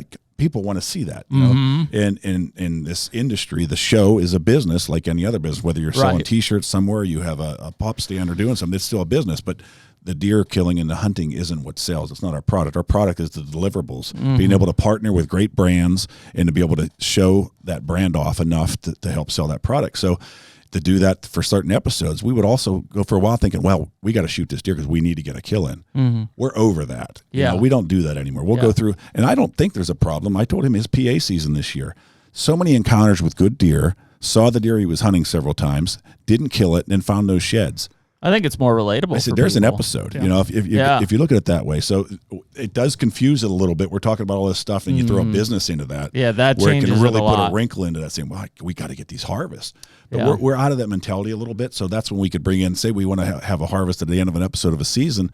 Let's bring a youth hunter in. Let's let them come in and shoot something and say, hey, we couldn't find a deer that was really going to fulfill what we were after this year. Let's end that episode by making somebody happy. Yeah, and I mean, I've seen, we all have, right? We've seen plenty of guys in the industry that are making shows and killing deer. Frankly, they're not happy with just to make an episode. Yeah. And that's, nobody wants to be in that position. That's not an envious position, nor are they satisfied when they get out of the season. Like my goal, it's not good for anybody. They don't want to do it. We don't want to watch it. It's just they have to check a box for. I mean, my goal is to come out of the season and feel satisfied with what happened, but still enough hunger that I'm ready for the next year and what I can do and how can I make myself better? How can I improve a property? Whatever it is. And the less like external pressure you have on it, the more enjoyable it's going to be. I mean, just inherently. And the industry, I think, has started to accept that more. Like, we don't feel like we need 13 shows of 2 kills in the show just to watch it, right? Like, I'd rather be pushed on a journey or learn something or just a cool experience. And I'm like, yeah, that, that happened to me too, or whatever. Well, Austin and I definitely evolved enough that the management part of the game is better than the kill to us. For me especially. I mean, I completely could go seasons without a kill if I had to, just to set up these hunts. I used to set up so many sets. Now he's doing a lot of them. I'll do 14 different sets in a year and hunt one of them just because I love seeing that spot, saying, oh my God, I know a buck's going to walk down through here. Yeah. This is quite enough. And I'll go back and probably tree take stands you grown 50 in. sets that you probably never even hunted. I know. I don't doubt that. But it's just a passion. It's just setting it up. That's such a hard thing. Even for, as you get into the hunting community, there are a pile of people that will never have that management capabilities or options to them. And so they'll never be able to truly understand, like even us sitting here talking about, season left on the clock and passing a 5-year-old. They're like, you have a tag, like what are you doing? And it's like our minds are already to 2025 for that deer. Yeah. Now shit happens. Like that deer could die in between. It could get sick, pneumonia in the winter, whatever. It could get poached. Like things happen. But if we kill him, he sure shit ain't making it to that. It's also the excuse. It's like, it's just more fun to know that they live on the landscape that we've manipulated. Yeah. So 100%. I don't want to really interfere with that. Like during the season, like when it's we're at war. That is where the term, like, people are like the harvesting the deer thing, but like from a conceptual standpoint, it makes a lot of sense. It's like I'm a gardener, mainly. You know what I mean? I just want them to grow. I want it to look beautiful, and I want them to be there, and I like looking at them and stuff. And when they're fully there, I'm like, I'll pick one. You know? That's a great way to put it. Mm-hmm.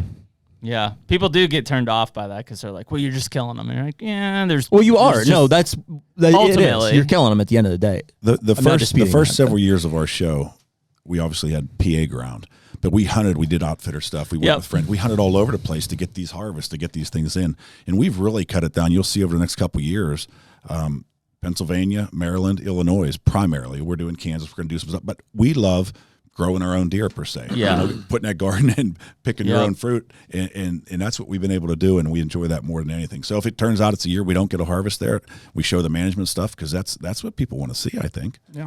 That's who we are. Yeah. Well, that's it. I mean, ultimately, people want to see who you are off the show, like in that content, right? So they want to understand, like, you're out there planting food plots or talking about timber management or harvesting does and aging jawbones, whatever it is. Like they want to see that part because that's the natural fit. There's plenty of places they can go and watch a 2-minute YouTube thing of guy gets in a tree, deer comes out, shoots it, game over, right? I mean, we see that all the time, right? There's infinite content of that out there. So I think they just want more of that storyline, and they also want stuff that's relatable. Like there's a group of people that probably will only watch the hunting public or whatever because they only hunt public ground. That's how they hunt. It's the relatable aspect to it. They'll never relate to us planting food plots and passing 4-year-olds and whatever. Like it won't happen. That's fine. There's a niche out there for that. But there's also a group of people that whether they've got a 30-acre lease or own 300 acres, they're going to try to plant food plots and run cameras and manage their deer and pass deer and try to, hopefully get them to maturity. And they'll relate to what we're talking about here. And so there's room for all of that, which is what's super cool about the deer hunting community aspect of it. Not just in the community, but for one person. Like you can go and with enough time and you can do all of it. You can do that. Like you don't have to just be like a deer manager. Like, and frankly, you should try to experience all of it. You know what I mean? It's like you and I next year are excited about going to North Dakota for a mule deer hunt. We don't manage those deer at all. It's public. Purely a public spot and stock thing. But in the meantime, we'll be investing into our Illinois and Ohio and Kentucky farms, trying to grow something there. But if I can't grow a deer that's like ripe for harvest, to use the analogy, it's like I'm going to go, with hunting friends. You know what I always said to Austin, we talk about this a little bit, and some people might not like to hear it this way. I always say, when we're in our own farms, we're hunters. When we go somewhere else to hunt, somebody else did the work for us, we're sort of shooters there. Yeah. And I still enjoy the hunt. That's what you're getting to. Go do that. And that's fun. But the credit for getting to that point goes to somebody else that really set us up. And that should be part of what you want to do. And we still enjoy to do that together, going somewhere. And I mean, the show up till now has been a lot of Austin and I, father and son, doing everything we've enjoyed. And so we do that. Yeah. Well, and I think it comes down to your point earlier, Jerry. It's like, where are you at in your hunting career to do things like, I've got a small piece here that, frankly, I don't hunt. My kids hunt it. That's basically it. And I'm chasing 3- and 4-year-old bucks on the mountain on public and state forest ground. And like, I'll go out sometime this weekend with a flintlock, and maybe I'll take my bow out before the end of the year. And like that's been my thing here in Pennsylvania. Now, you won't catch me doing that in Ohio, right? I've got property. I'm managing it. That's where I'm hunting as well. So yeah, you're just trying to manage the experience in different places. But that's what's cool about how hunting's evolved now, to where 20 years ago, like, I didn't even think about leaving the state of Pennsylvania. Yeah. Like, it wasn't even in like, didn't even make sense. I'm like, well, how do you do that? Like, where are you going to go? Like, what, you're just going to go to Ohio and buy a license and hunt? I didn't even know that was a real thing to do. Like, nobody I hunted with growing up did that. unless they lived out of state and they came back here. And I would say it's probably fairly common now for people to go and hunt other places. I would go to Illinois maybe 20 years ago or so. I'd go by myself with an outfitter out there. Larry Handel's Hunting Unlimited. He's not even into it anymore, but not too far from where we are. But the success rate on an archery hunt, even then, was very low. Yeah. So it was odd, to go out there and come back every year, and your wife's saying, "Well, what's going on? You haven't killed anything." Yeah. Well, I'm having fun though. Yeah.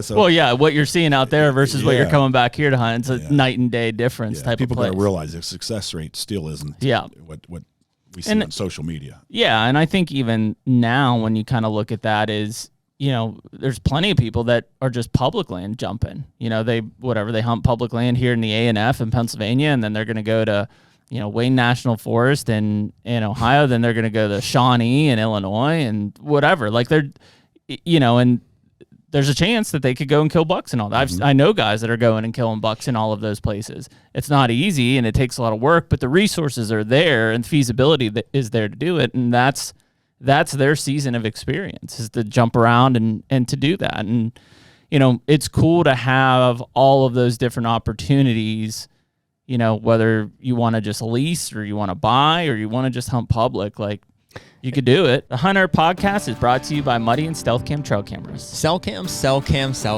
What an evolution the industry has seen, and we've experienced personally over the past 5, 10, whenever cameras were invented, right? It's like, man, it's totally changed the way that we inventory deer, pattern deer, and ultimately the decisions that we make when we're going out to hunt. They're a serious piece of the puzzle, and that information is invaluable for us. We trust the Muddy and Stealth Cams, together to be able to collect any of that information. Yeah, I mean, as an admitted trail cam addict, I've definitely been guilty of underhunting places or relying too heavily on that information that's come in. That said, it's an invaluable tool to the overall management plan and strategy that I have for my own properties or even hunting public land. It doesn't matter. We have a finite amount of time in going out and hunting. So when you and I are after a particular class or quality of deer, usually a mature buck, we can't waste time hunting an area where that deer doesn't exist. And those cell cams provide that information that allow us to spend the time in the area with the highest chance to accomplish our goals. Say it all the time, man. You can't kill them if they're not there. That's it. So right now, any of our listeners can use code HUNTR20 to get 20% off either Muddy or Stealth cameras. We're certainly going to be taking advantage of that, and we hope you guys do too. Yep, check out Stealth Cam and Muddy. It's fun. We've got to, whether we expose them or just, we've followed their journey or whatever, like public land guys who, and vice versa. Maybe you can help me think of some people, but I have two that come to mind. Rendell Eric is one of them. Mm-hmm. I was checking with him. Do you guys know who that is? No, I don't. He's like, he's a marketing guy for Osseo Camo and stuff. Mm. Big public land guy, saddle hunter, like one sticker thing. And also like 6'8", like he's a 300 monster. pounds, yeah, like a monster. Killed some really good deer. He moved to Iowa from wherever. North Carolina. And is just doing the thing, and has got involved in the industry in a few ways. Like I said, he's working for Osseo and stuff, and just has grinded on public land for years now. And in Iowa, that's different than everywhere else. It is, but it also puts him. So he's hunting some of the best public in the country. And this year he's got a Kansas tag. And he's tired. Yeah. It just. Well, he came out here and hunted A&F even. That's opening week of bow season. Yep. And I know whether he got to or we just were talking about it. And Jared Push is the other one that I'm thinking of.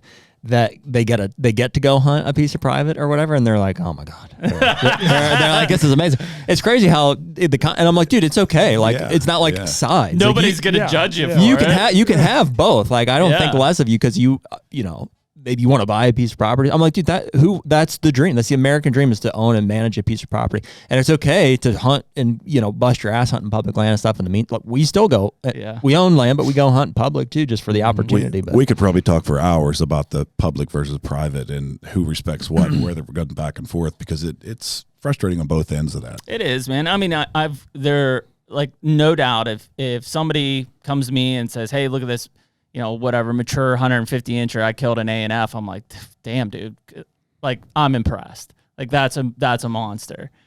At the same point, like if I show them the same deer that I killed here on private, they would probably be like, yeah. So did you work harder? And I don't want to get this too comfortable. Did you work harder hunting 50 days on private, or did you work harder managing that ground 365 and maybe killed them on a third hunt? Yeah. Different perspective of what you put into. Yeah. You know, I know it's hard to go out there in public and scout Sure. and find that buck, but it's not easy to manage. It's fun. I'm not saying that work that we don't want to be doing. Yeah, it's but you're not doing that for a week and going out and killing a buck. It's kind of a different thing too. I mean, like, I'm sure some of those guys may feel like setting properties up isn't hunting as much as what they're doing, which is mainly scouting, and you know, it is like it's not hunting as much. And like, if that is the stance, then I get it. I understand what they're saying. Like, yeah, it's not purely reading sign and the act of hunting, but well, at the same point is if I go up here on the mountain, let's say I've got a mature buck here on the mountain, I do, and it's me and him for 30 days. That's hunting my butt off. What I don't want to do is go up there for 30 days and be avoiding other hunters to try to kill him. Mm-hmm. That's not fun to me. Yeah. Like, I want to be reading his sign, figuring out his patterns, and trying to kill him. I don't want to just be trying to go where other guys are not and hope that by luck he's pressured into me. That's not as rewarding in my book. Well, and all the private we have obviously has borders, you know. Yeah. And we got border hunters everywhere we go. And that buck, they run unless you get so old and we get. So we're taking a chance too. I mean, so to say that the public guy worries about that more than a private guy, I could see that if you have a lot, like we have central part of that farm. Mm-hmm. But there's bucks that go off and we see guys shooting. We lose deer every year. Yeah. Yeah, I mean, that's the whole point of it being free range, right? I mean, it's like we had this conversation the other day, and I think it's probably more in a bait state than it is non-bait state. But like, I would personally, and I do, rather own land that borders public in a bait state than other private. It's interesting. Like, public offers some advantages. Like, there's some places in Ohio that's public land that you can't run cameras and you can't bait, both of which you can do on private land. And it creates some real challenges on private land. So like, I'm almost, and I won't know because I can't run cameras, you know, so I'm gonna have to put some time in to figure it out. But like, the regulation wise, you know, those places may have opportunity for bigger bucks. You know, maybe the ponding pressure outweighs it. I don't know. But I can relate to what you just said there because our Maryland farm, we are boarded by. Right? We're yeah, it is. We're trying to. It's different for us. It's different. We're trying to change that because we're not much for. We don't enjoy hunting over a pile of corn as much as we do the other. Just because mature bucks aren't using it anyways. Yeah. But anyways, our borders down there are a lot of private grounds. So we have our little corn piles down there as we're trying to develop habitat and put better stuff. So do they. Yep. But if it was public, they're not allowed. Not allowed. So that would be where you'd have the advantage with your corn piles. Huge. That's right. But we don't have that yet down there. But we're slowly turning that ground around, and we're trying to make it Pennsylvania style hunting in Maryland, and it's got so much potential. 3/4 of it's just like a big pine plantation, little hardwood bottoms, but no openings other than the ones we put in over the past year. There's probably almost over 100 acres of clear cut that we've done to that. Wow. Right. What are you trying to do to change it? Well, we're putting food in. You know, we're going to change the habitat. We're going to create cover. We're going to create food, structure, everything to make it more deer atmosphere down there. Because right now the deer are just traveling from one corn pile to the next. They're going from my farm to the next farm to the next guy's over there. Story of most bait states. Where we got a lot. Should I tell them? Where we got what you guys need is a central feeder and just put as much money here. I mean, here's the. I admire what you're doing, and please continue to do it, and like let us know, I guess, how that pans out. Ohio's a bait state, right? And we own 1,000 acres, big chunk of ground here. And I've spent like 7 years. It's not a pine plantation. It may be lax in the cover department, and I think more old pasture from where you're at. That would certainly help. You can't. Yeah, right. You can't have enough cover, right? So I mean, if you guys have pine plantation and it's holding deer, then maybe you have an advantage over our stuff. But it's, you know, they're going to leave a food plot to go to a corn pile. Basically, has been my observation. So, which is where the public has its advantage in bait states. Like public against. Are you guys against any game lands in here in Pennsylvania? Indiana farm. We have an Indiana farm that is. Yeah. So like in that, it's like and I still think if you make that property cover, food plots, all of the things we can do, right? You have a better chance of holding those deer than it going to game lands. But still, I mean, no bait piles and stuff that go through. You know, it still has a detriment, no different than any of the private ground around you.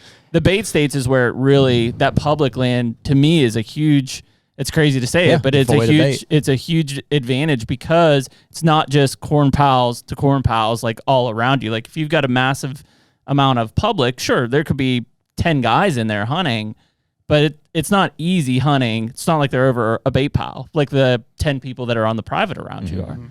It's interesting. It's a different dynamic. I think, like, just talking to people who manage properties in bait states, like the advice that they would give to you, and I would probably say the same thing, is like, you may be better off to keep doing what you're doing, developing it and doing all the food plots and stuff from a hunting strategy standpoint, but still to complement that with a few central feed locations. Our goal to have those feed locations, not necessarily have to hunt over them. They take the pressure off the plots during growing season a little bit too. Yeah, which is a big piece of it if you've got too many deer. The first buck I shot down there this year in archery season was really good for us to see happen because we had corn out in the spot, but this was one of our first introduced clover plots right off an oak ridge out of a draw, and we killed it on the clover. Didn't go to the corn per se. So that was sort of our first win down there to thinking we could do that and make it work. And I think they will. I mean, deer naturally want to browse. They want to work through a food plot and select, high quality clovers and stuff. Eventually, yes, they're going to end up at a corn pile, but if you have other things, that's probably not their end destination. Are they going to hit that and potentially hit it multiple times during the night? Sure. But they're going to be browsing, and as long as there's other food around. It's just in most cases, people aren't doing habitat work, right? It's like, why would I when I'm going to put out a corn pile? And I think what makes Maryland so hard right now, too, is just that generation of deer that are down there are used to those 20-plus guys hunting and killing 20-plus bucks in that piece of property. And I think over the next couple of years, as we get new generations of deer, it's just going to get even better. Yeah, it's a sleeper state for sure. Yeah. There's people killing some giants. Well, I was going to say, the one you killed down there, you sent me a picture of, was mega. Yeah, it was good. And there's others right now down there. Genetically, though, you can tell a Maryland deer like you can tell a Texas deer a lot of times down there. We have a lot of no brow bucks, big sixes. It's just very... They surprise you, though. They're super... They don't look like anything special, and you get up to them, they're super framey deer. I know the frames. What's the body size like? I mean, are they? I guess it could be similar to here. Yeah, a little smaller than our deer. Really? The closer they bed next to the corn pile. Just it depends on how much their belly's full or not. Yeah, I wonder, just because, I've heard more and more about Maryland and even Virginia. Like, you look at some of these deer or the bow hunting counties in West Virginia, people are killing big bucks. Yeah, there's here. been some big West Virginia bucks killed this If you get age on them, right? I mean, that's the key, is you got to get age on them. And there is, those bow hunting only counties have been generation of bucks just not getting killed. North Carolina, I've been watching a lot of big bucks come out of there. Absolutely. And it's like, you start to think that we had William McKinley on from Mississippi. The bucks are killing in the Delta of Mississippi, giants. Really? Yeah. And you're talking about killing them in December and January, where frankly, most of our Midwest and stuff is wrapped up. So it's like, you start to look at where people are killing bucks, and a lot of it is age first, right? They got to get to be 5 or 6 years old. But ultimately, I mean, it's just providing nutrition and being able to figure out how, from a huntability standpoint, what are the surrounding properties around where you're hunting doing? That's the biggest thing. Is it 15 smaller parcels that are all able to bait? Or is it like in an Indiana county, is it 15 smaller parcels, but none of them are baiting? So if you do food plots, especially now, if you have standing grain or something on it, deer are just piling into that stuff.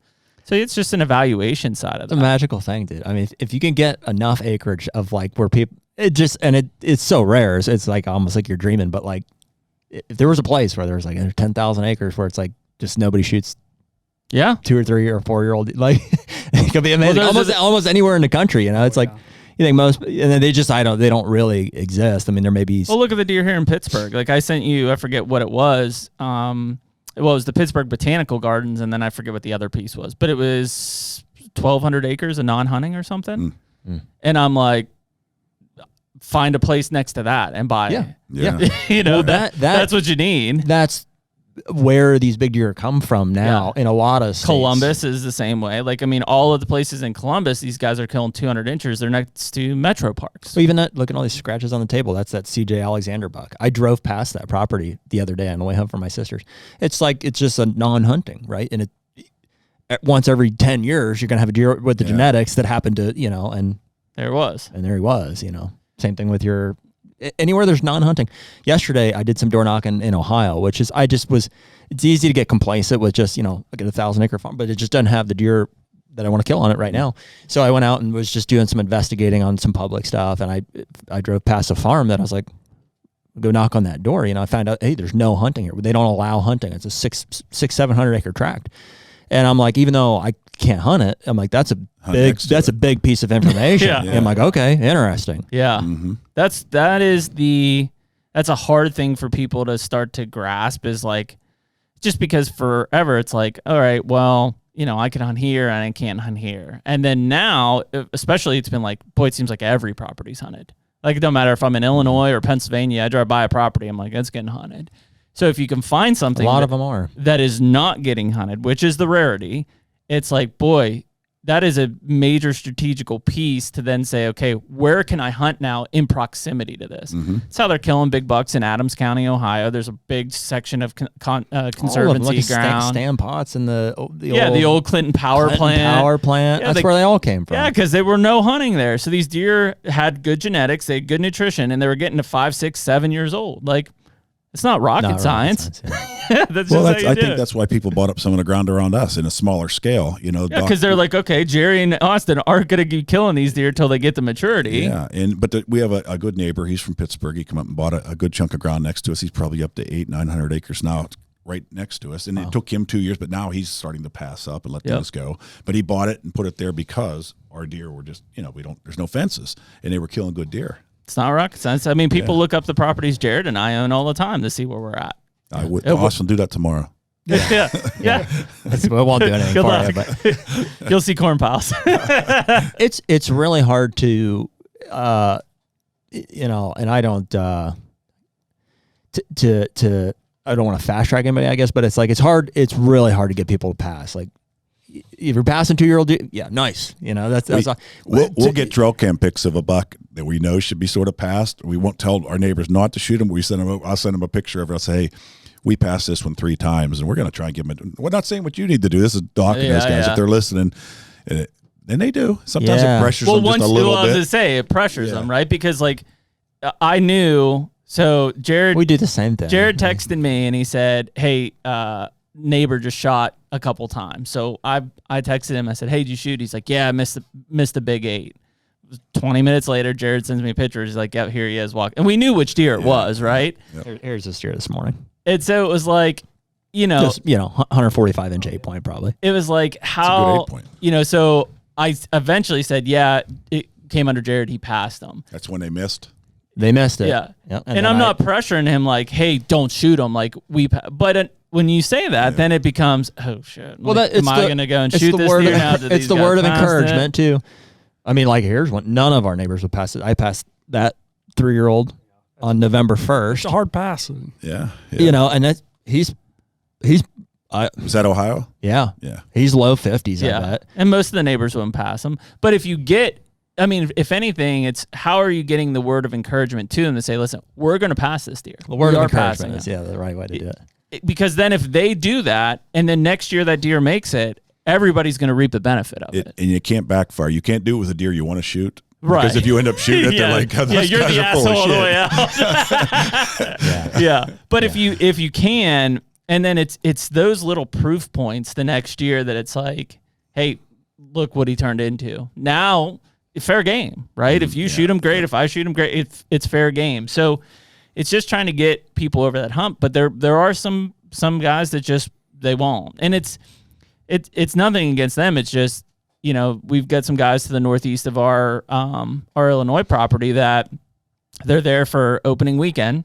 And that's probably it. That's probably the only time they hunt. And I mean, a rack buck comes breaking across that field, they are going to dump it. We have an Illinois neighbor like that too. Oh yeah. Yeah. And it is what it is. It's just like, we have them here in Pennsylvania all over the place. Like a rack buck comes through the woods, they are going to unload on that thing. And it's just because they, they're going to go home and they killed a buck. But a week from now, they're not even thinking about hunting. Yeah. Right. We're thinking about it 365. They're golfing. That's it. Yeah. And that's people kind of get bent out of shape about it, but it's like, it's no disrespect to you. It's just, you don't love hunting as much as I do. Like, I'm thinking about it 365. You have other hobbies. I don't. That's a great point. Cause it goes to my brother-in-law who I let hunt our farm for years when we first got it.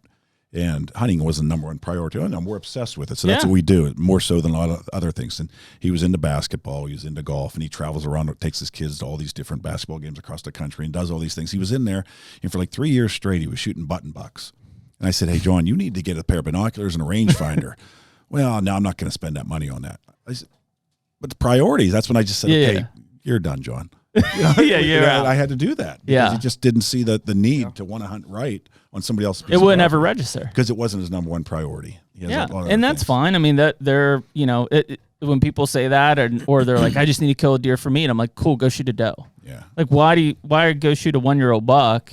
Just shoot a doe. It's not that hard. Mm-hmm. Yeah, that's an argument we hear all the time. Yeah, and it's just those are the things that you can get angry about it, but it's you just don't care about it as much, and that's fine. You have other priorities. You want to go to concerts, you want to go to ball games, like cool, go do. I don't. Like I'm thinking about hunting and management 365. That's the difference between us, and it's not a knock on you. It's just that I probably will judge you when you keep doing the same thing year after year. We had a discussion. Austin wasn't there because he was hunting waterfowl the other day after New Year's or whatever. And with his wife, and she says, because I told Lori when we got married, I said, I hunt. That's what I do. I want to be able to do that all the time. And she How's knew. that working out for you? It's been great. She's very good. But I was a deer and turkey hunter. Mm-hmm. And that's what Austin told his wife, too, the same stuff. And she pulled out a book. They moved into their house recently, and she was down pulling out stuff from our place. And she opened up this book that she wrote for Austin before they got married, the wedding type book there. And it says, what I like about you is your passion for hunting. And she's reading that. She says, what the hell did I write that for? Because now he's not only turkey hunting, deer hunting, he's goose hunting, he's duck hunting. It's documented. I said, that's bad. Yeah, it's in writing. We published that book. Yeah, it is. But I mean, I think they understand, them being our spouses, understand like, when hunting season's over, it's not over. Like, what's next? Is it shed season? Do I need to go out and frost seed clover? Like, am I going out and cutting timber? Like, it's just. But they also know, like, that's all I do. I used the analogy the other day with her, and she didn't like it too much. I was like, if TJ Maxx was only open 3 months out of the year, wouldn't you be there every day? Yeah, that'll do it. She's like, you're there even when it's closed, though. Yeah. You're just walking around outside. Yeah, it's dark. You got a headlamp on.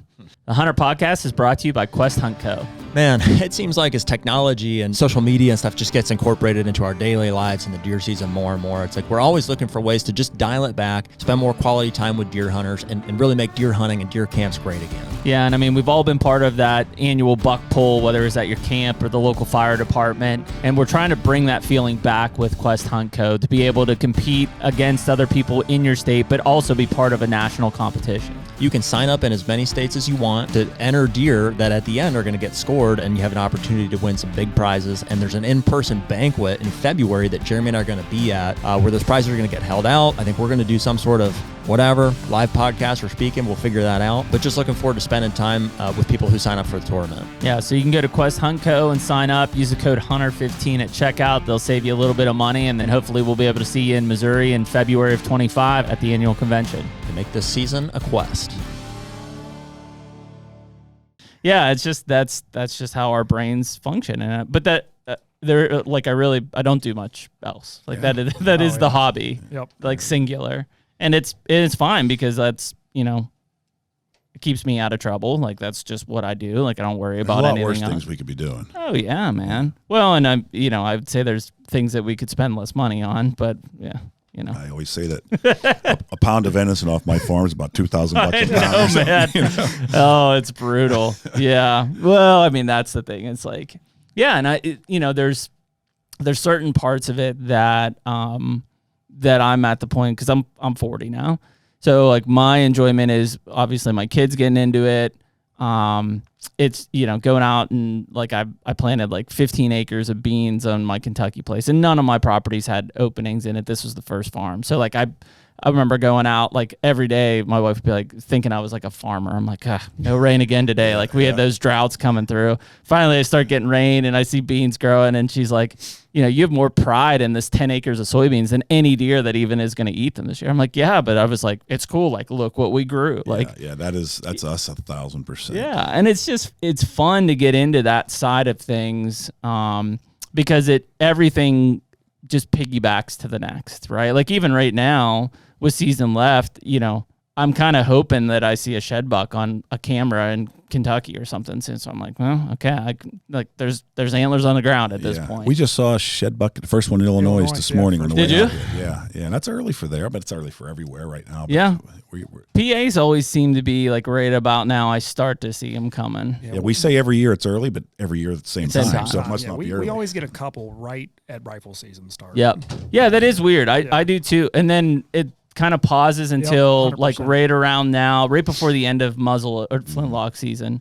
Then I'll see a few more drop, and then by February it's really big cold snap late. Yeah, throwing them in. But yeah, it is weird. Like every time right around gun season. Well, I saw a bunch of people posting pictures here at the end of gun season, picking antler deer up and popping right off. The mixture, the stress of the rut, and those couple cold snaps, just pops off. Yeah, especially those mature deer. They they're done. They've run themselves down. Well, I sent Jared a picture of a deer that I have in Kentucky that I'm pretty sure is 3, and he looks thin. Yeah, he does. Real thin. That shed buck we saw this morning looked thin. Yeah, I did. That's what we said too. So he's stressing a little bit. Hoping he just starts pounding grain at this point to build back up. But yeah, man, it's been tough. We've had most of the Midwest and Northeast has had a really tough December, tougher than we've had in several years with just cold and snow, and it's been pretty mild up until this year, really. Well, you mentioned taking the kids out as obviously priority. Well, I've obviously gone through that since he was 8, and that was the joy of my life, is taking somebody else hunting, my son out hunting with me, and seeing him be successful. So I'm waiting for these grandkids. He knew that was coming, so I can full circle again and do that. But the best part about it now is, though, he's starting to put up more sets than me, and he's starting to set me up a little bit. Now, payback's coming a little bit slowly, but sure. The debt is still deep. I gilded him pretty hard about 2 years ago on a buck that I was scouting and waiting to move in on. All right, I go away for one day. He slides in and shoots this big buck off the farm. In my defense, I told you exactly where that deer was. And I wasn't ready to hunt him. Yeah. I went over. You didn't have any cameras. I told you right where he was. Who was filming you? Gavin I even saw him knew a year prior. Actually, I saw him 2 years prior, 2 years in a row, on that same hillside with a doe. And I'm like, I know that deer is there. I would go over there, and you didn't. So I had to go over there. Somebody had to do it. Huh? Well, it sounds like Maryland this year too. Yeah, I wanted to see. He shot that big buck in Illinois last year, and I thought he followed up with this buck in Maryland. And I told him, I said, he's been on camera. He's not on camera enough down there. And I said, all right. I got in the truck, drove down. Well, I also had a PA tag in my pocket too. So it's like, this was a big deer. That is the hard part, though. Whether it's Illinois or PA, Maryland, it doesn't. If it's good in one of those states, it's probably good in the other. Yeah. That's you talked about selling your Kentucky place. It's like there's only so many places you can hunt and hit it right. Yeah, I mean, what am I going to do? Is go sit in Illinois for 7 days and just warm weather just to hunt it? No, that doesn't make any sense. Like I want to jump on this front, and then if I can get to this place, then I'll catch the back end, and then after that, it's like, when's the next one coming? Well, it's a little bit about what stage of your hunting career you're in, also, because when I got this Illinois property, and Austin went out for probably 3 trips. He was looking at farms, and I went out and was looking at farms. We looked at quite a few farms before we picked one, and he really liked another farm. And I'm like, well, this one I really liked. And I said, it's got a big lake on it, fishing. And all he says, we're hunting. We're deer hunting. I'm like, no, I want a 4-season farm. Yeah. So I want to be able to enjoy it. And it is turning into that. I mean, we've been stocking this lake out there, and it's just turning into a 4-season place to go spend more than those 2 weeks a year on that investment. You kind of have to. It honestly was good, because the wives even want to come out and spend time. That's a huge with the lake piece and of the boat, it. and it's easier to say, hey, let's go to Illinois. So they're like, yeah. Well, I mean, that's a big part of it, because you're investing into these properties, right? And so when you start to look at trying to break them down, are they producing income, or can they produce income, is a big thing. And then it's like, it's kind of goes back to like the how often are you going to use it, and I've got farms right now that I'm like, I hunt it, I kill a deer, but probably if I had something an hour closer or 2 hours closer, like I probably would use it more. Does it have a structure I can stay in? Anybody that asks me, like right out of the gate, they're like, if they're from PA or wherever, and they're like, I'm thinking about buying, even in Ohio. I'm like, man, I would try to make sure it's got a place where you're going to put up a metal building or something. Because if you don't have a place to stay, you're not going to use it near as much as you think you are. Yeah, that's we're in the process of Maryland. That 240 property, if we were serious about that piece of property, that property was something special. I mean, it was to the point where we got it to before we just didn't hunt it. There were some good deer on it. Well, the problem was we have so much at home, and you try and monitor that. And as soon as you stay off a piece of property for a little while, it's human nature. The guys are coming in. You're hearing about it. Oh, they saw this big. I just didn't like that pressure of that. And plus we'd concentrate on Illinois and Maryland. Why sell this one? Yep. So we could really build these ones up. Yep. And that makes sense. And yeah, you've got, it's just like here, like I've thought about buying more property in Pennsylvania, and it's like, like I can only kill $1, and I'm just going to divide my time up more. And so, yeah, it's just trying to figure out, or Jared and I have talked about it in Ohio. It's like, we both have places in Ohio. It's like, could we buy another farm and have a great option? Yeah, but it's like, we're already strapped as it is. If you're going to move, I'd look at some Maryland stuff. I'm telling you. It's honest. We're in a Facebook. Well, and you could kill $3. Yeah. Are you on the east part of Maryland? No, we're right on the Potomac. Okay, yeah, so you're not far. Yeah. Like the Facebook group we're part of, like it's insane. You would think people are killing these deer out of the Midwest. Yep. Yeah, it's crazy. It is. It's good to see. The only other one I would buy, and it would be purely deer, maybe some investment, is I've looked at since we've had them on, and I've been thinking about for a while, would be the Mississippi Delta. Just because rut kicks in December, like while everything else is winding down, I could jump down there and be like in the heat of it. And they're killing like slammers, like 300-pound, 160+ inch deer. Mm-hmm. Well, not all Maryland, I said, because for us it's just so close. Well, Talk about utilizing a piece of property. We're building a barn dominion style thing down there now. We have a fifth wheel down there, and we get down, and I enjoy that. How far is it for you guys? 4 hours. 4 hours. Yeah, not bad at all. Depending on when you go. That's how far it is to my Kentucky place. Yeah. So yeah, I mean that's it. Like I try to figure out how far is it, and then a place to stay is key. Because I've talked to plenty of guys that are like, I've got I have 80. How often do you get there?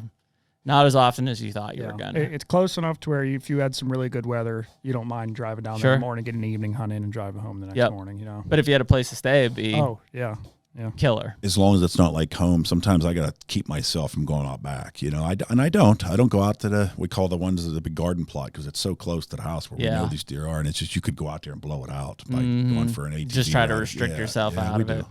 Yeah, no, it always is. I mean, hell, when I bought my first piece in 19, I bought a cabin in 75 acres in Kentucky, and then when COVID hit in 2020, we basically lived there.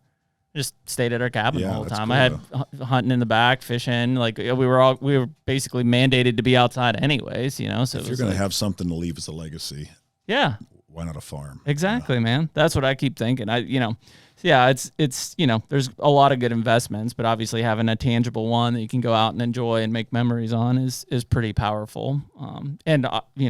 Clearly with the way that land, not saying it will continue to appreciate that like it has, but I mean, it's kind of a safe bet. Keeps freaking going. Like where all of us are at in Illinois, it's like I bought that place. Jared and I bought that in September of last year, so in 23. And I mean, we could have sold it for $1,600 more an acre this year. Where are you at out there? Knox, just above you. Okay, yeah. London Mills area. How far you think you are from us? 35 or 40 minutes, probably. Yeah, we need to hook up out there sometime in the summer or something. How far are you guys from Canton? 25 minutes, 20 minutes. South of it? West of Canton? Yeah. So we're not far. Because we go into Canton to Farm King, and that's where we get all our shit when we need to. Did you ever go to Billy's Pub? Billy's Tap. Billy's Tap? Yeah, great little bar. In Canton? Good hamburgers. That do pizza make your own pizza. Yeah, it's great. We go to Spoonies up on the river in London Mills. That's our little joint. Taco Tuesday, wing nights. Yeah. We have a couple little Marietta bars out there that are Marietta's. There's a post office, 2 bars, and I think 4 houses. Yeah, that sounds right. That sounds like ours. But that's out the back gate. Yeah, you can almost take a side by side to it. Yeah. Meanwhile, I can get I pass 7 ag stores on the way. And that's where I get all my illegal chemical from because I can't buy it in Pennsylvania without my license. Get it out there and truck it back. Oh, you meant that kind of chemical. Yeah, that chemical. The other chemical. Yeah.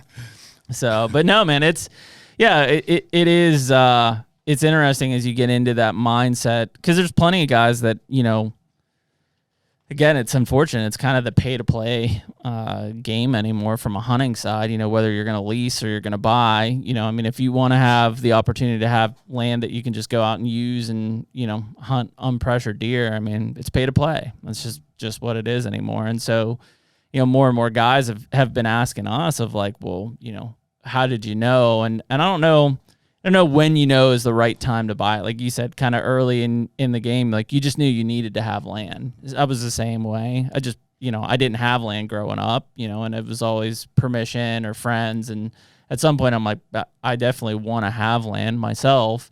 But it comes with a cost, especially anymore. And it's like, for most people, it's where do you get that 20% down payment, and then what kind of side gig do you have to pay your extra mortgage? Well, and you got to know right off the bat that if you own ground away from home, it's going to be almost twice as expensive to maintain. Absolutely. There's always something that comes up with this where we're dealing with. And I have good people in Illinois that help me, good people in Maryland that help me. And you have to have those connections and those relationships where it's not worth having. Yeah, but always something comes up. Yeah. Yeah. Well, and it is usually, there are opportunities still to buy cheap ground, but you have to manage your expectations with it. Like I've got some good deer in Kentucky over the years, but it's also like, hell, if I see a buck or two a sit, like I'm lucky. The density is just not there, but that's the challenge that I kind of accept down there, and I'm excited about building a property and building a herd where, in other places you may have a shitload of deer, but you can't grow a deer over 3 years old, and that's the challenge you got there. So, yeah, it just comes down to, for a lot of people, when's the right time. And we leased ground for a lot of years, and eventually I was like, boy, we're paying a lot of money in leases and having no equity at the back end of it. Yeah. I will say, like, at this point, I personally have no problem with a lease. I think it's a really cost-effective, good way to get in on a nice piece of property. The issue we were having is, we did it through, a base camp leasing. And there's others where it basically gets aggregated and stuff, and that's fine, but you can spend a lot of money on stuff that's been picked over many times.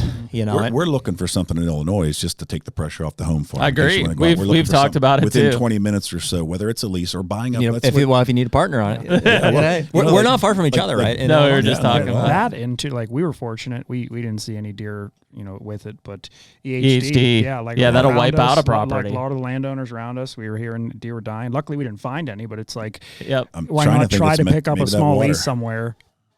To where, I don't want all my eggs in a basket is what's happening. So we've talked about that. It's like, we can hunt our farm easily, just us, but it's like, boy, it'd be nice to have another property to go to and have just different options. Hell, if two of our two main shooters are locked down, we aren't seeing shit on our property. Well, it goes to, like you're saying, you could pick up 40 acres, 50 acres in the right spot. Yep. And that's just what Drury's just came in not too far from us and picked up some stuff. I think they with Wells, I think, on it. And those little tracks are out there.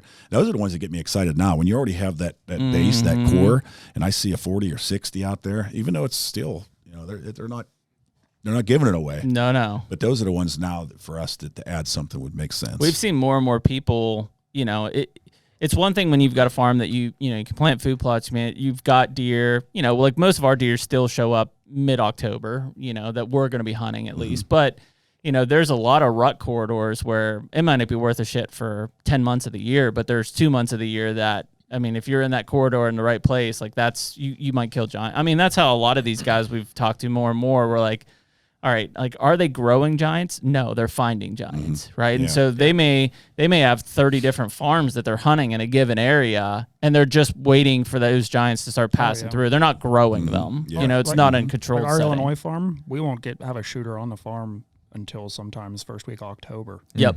Well, that's interesting. Ours is the same way. We're surrounded by ag. Same. And no other forest anywhere. Same. And they cut it, and we leave standing. It's just a great system out there. We love it. Plus, it's where you go out to where you're hunting deer in draws, and it's nothing like PA.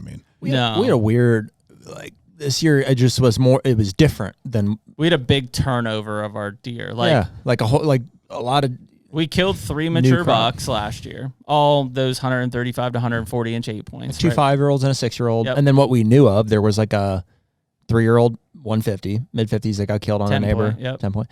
And the 4-year-old. And a high 60s 4-year-old. Now they're really nice genetic deer. So those were the deer that got taken off the farm. And we knew there were several bucks that would have been 5 this year that were like, those will be good deer.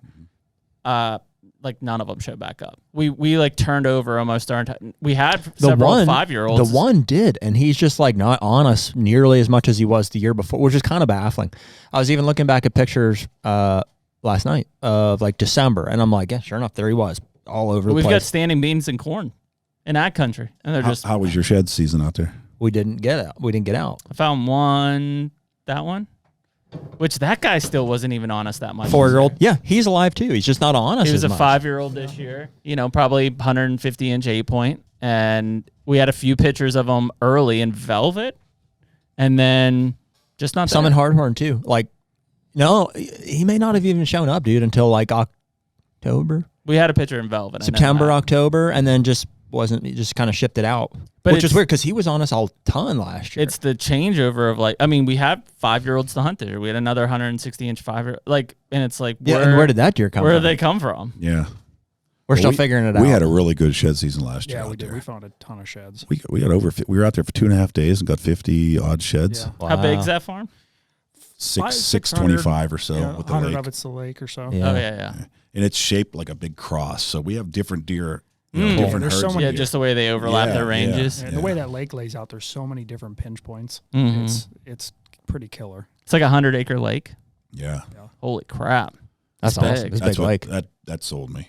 Yeah. And it's, Yeah, that's your it's 4 kinda cool seasons. because we've seen the deer swim across the lake before. But I know. One of you it's- guys sent me it's videos cool of 'cause it. the lake sort of keeps different herds of deer everywhere. Yeah. I mean, you'll see some deer traveling an entire farm, but it's neat how that lake sort of keeps some of the deer places. Well, he said this year, he said, I went to south. And I said, that's fine. He shot the good deer. But next year, I said, you're going to keep that south because I got all these bucks yet up on the north. Yeah, I'm growing these ones up here. Do you guys use that for access at all? The lake? He does. He's been hunting with my boat. That big one that I killed. And honestly, You called that one the lake buck? Yeah. Yeah. That's the big one. That's the one we filmed breeding those does in the lake. Yep. Two seasons prior. Up on the Yeah. Yeah. But we accessed that with the bass boat, literally pulling a bank 50 yards, got in a stand. Yeah. Wow. That's the way to do it, man. Yeah. You can't beat that. Oh, yeah. That's Didn't scare a awesome. deer. I mean, got up in there super quiet, the best access in the world. I mean, we'll probably, whether it's this summer, I'd like to go out because right now a lot of the banks are pretty rough. we Sure. put a few And we're going docks to go in. put some docks in certain places and areas that we know we're going to. Yeah, where you're gonna get up out and dock. Good rut corridors or something that. How we'll much probably hunt tillables on forever. that piece? What do you think? There's probably 100, but we have so much in switch, obviously, and what we got going on. But I mean, a pretty big block of timber for ag country. Yeah, it is. Yeah. It is. That's what I mean. And That's what you want. I've been at my age. I've been setting it up for the next 15, 20 years. So I'm putting banks out there. I'm putting my nice, comfy things up there to move around. Yeah. And he was in one first day, and it's gun season. It's cold. I found myself on the ground and hunting off a tree. Which I enjoyed the heck out of it. But the timber was just so hot. The deer were just moving all through it. Yeah, that's what it is. It's like when you look at a macro level of that area, you're just amazed at how little cover is out there. In fact, we changed our farm so much with cover that I wonder if that wasn't one of the reasons that it was harder to hunt this year. They had so much cover. Yeah. We're in the same process of changing some things up there and back home. We've really Illinois has taught us a lot about how to move things back home. Yeah. Make it a little bit easier. The HUNTR Podcast is brought to you by Rhub. Well, dude, sheds are starting to hit the ground. Yeah, and although we usually don't find many of them, we've done pretty well this season so far. I would say for just, a handful of walks, we've got a pile of sheds to show for it. So yeah, I'm excited. Yeah, I mean, if shed season would end today, I think it was pretty successful. So this year we're partnering with Rhub. It's an antler mounting system for your sheds. Yeah, and obviously people have watched our podcast. We've got this massive pile of sheds that are on the table at all times, but you guys took the time to set up Wide Boy Shed on the R1, which is a really cool way to now have that thing right off to my left-hand side during the podcast. So some of these sheds just call for a little bit more appreciation, I guess. So rather than being on a pile on the table, we're going to mount them on the wall, and they look awesome. So yeah, and so if anybody wants to try Rhub, you can use the code HUNTR10, HUNTR10 at rackhub.com to get 10% off your order. Use Rhub to make the most of your shed season. What's your guys' application with? You mentioned you got some switch on the place. Is it stuff that you've planted or stuff? Is it in CRP? Is it was there when you bought it or? Some was there when we bought it. We just planted It wasn't in CRP bit, though. It was just a CRP type, then some regular switch. And we went last year and we moved a lot around and had some planted. We had a guy out there helping us. Got some stuff in, but we want to just change a lot more, burn some stuff off. Yeah, we planted some scans some places. I'm just getting at, how is that native grass helped you, hurt you? What's your observation been on how much of it is there? And well, we got a road, like our front gate goes all the way back to camp, and it's probably a mile or so to get back to the cabin. So you're driving through the farm. We're driving through it. Now we put all that switch there, and it's not bumping deer out, and it's really good for the screening. And then we've reduced some of the food. So that was our biggest problem in Pennsylvania, and that was my fault for years. I wanted as much food in the farm as I could get. Seems logical. And I put it there, and we were holding a lot more deer. But I'll never forget, it was one of the first years I think I had Dan Thurston come in. He was doing his 6 at 60 that year, and I had him in a ground blind with me. The first time we hunted was a morning in a ground blind, and he saw a few deer, and he's like, okay, it was just a slow morning. We got out of the ground blind. He looked around, and he said, how in the F are we supposed to kill a deer here? You got food everywhere. Yeah, they're just everywhere. And so we've through Heacom the last 2 years here, been screening stuff down with more switch back home, and where the deer don't have as many separate green plots to go to, because they could be anywhere. And I liked that for a while because it made it harder to kill a 3-year-old. And now he's a 4-year-old, and then you start to tune him down a little bit. But we're changing things. We're evolving. It seems logical, right? You're like, okay, I need to have as much food as possible because that is the limiting factor. And in some cases it is. Like my Kentucky farm, I've got a ton of cover, but I have hardly any places to plant food. So where there's openings, there's food. Yeah. Yours, you've got more food than you probably know what to do with. I'll tell you what Eric Hansen said the other day resonated with me a lot, because I've been struggling to figure out how to make cover out of nothing, basically. And it's pasture ground, not timber. It's not like I can just clear cut it. That would be the answer there, is clear cut pockets. And we do some of that on the timber we do have, but I've been like, for a couple of years now, like attempting old field management, spray the grasses out of it, burn it, till it, let it come back. Successional, that type Craig Harper stuff. Craig Harper style. Yeah. The faster method is like switch, some combination of, or enrollment and CRPs type stuff. And I'm just honestly kind of striking out with it. Like the old field stuff just isn't, like the grass eventually takes back over and this and that.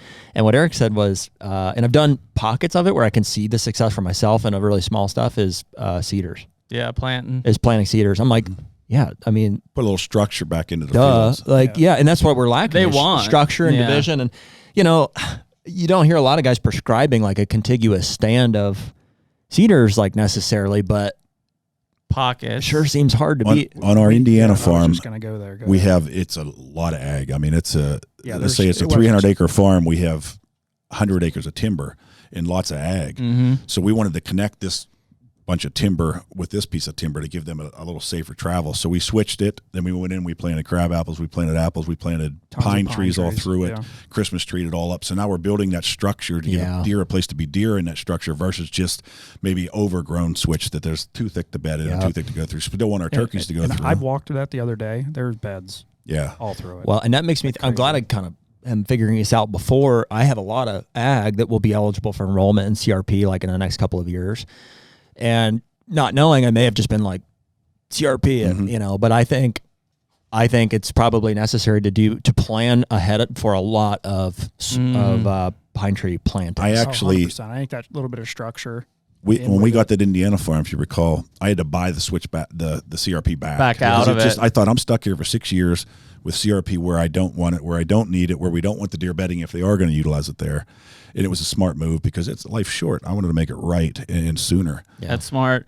But adding, I'm sorry, one more thing on that. Back to the home farm. Why we're condensing stuff down is it allows us to do that because we did all this forestry work. So our browse is coming back up. So they're getting the food here, and we can cut down and make it easier to hunt them out in the fields per se. Yeah. I will say I just have a small pocket. It's maybe 2.5 acres of pine trees we planted 6-7 years ago, and it's like they've done amazing. They're 10, 12 foot tall probably. Norway spruce and white pine is what we planted in there. And maybe just due to the small acreage that we planted, but there's, not all of them made it. So there's plenty of like pockets and stuff through it. And so I went in last year and planted switch in it. Like I just navigated the openings and stuff and did switch, and like it looks pretty awesome. Well, cause like we've got one field on our Illinois place. It's 30 acres of CRP grass. Right. And like they use the edges. No structure. But they don't just bed in it. Like in our minds, it was like, oh, Midwest CRP, like they're just giant grass fields are gonna lay in it. Well, they do a little bit, like where I see it's on the edges of like where it's got holes of cool season grasses. So they need some kind of like backing, structure. Gotcha. See, same wavelength. But yeah, it's like now all of a sudden you're looking at this and it's like, okay, cool. I've got this 30-acre field of 7-foot grass. and they use it on the edges, but they're not just in it. Yeah. So it's like, that's what you want. You want just that. Like the only other thing you could do would be like autumn olive, like which I think is destructive. I'm sure you guys have plenty of that still. We took 60 acres out over the last 3 years. Yeah. But you want to tell them about autumn olive? According to they don't like to say who says it. No, yeah. But we were up with QDMA, and for years they were like, get rid of this autumn olive, invasive. Yep, invasive. And they came back. I think we did it was either a field to fork hunt or we did a deer store 2 course at our place, and they were telling us they did a study and they were showing that it was providing 40%. 32, I think, or was so. it 32? 30 to 40% protein, that new growth. New growth on autumn olive. Whoa. So if you ever look at the autumn olive, you'll see so much of the low stuff's browsed down. Oh, yeah. Once it's big, they can't get up top. But the little stuff never goes because all the new growth, they're hammering it. But our autumn olive goes so mature that the deer, they weren't bedding in it. Can you cut it and does it sprout? Yeah, oh yeah. Unless you super spray tough it, to kill.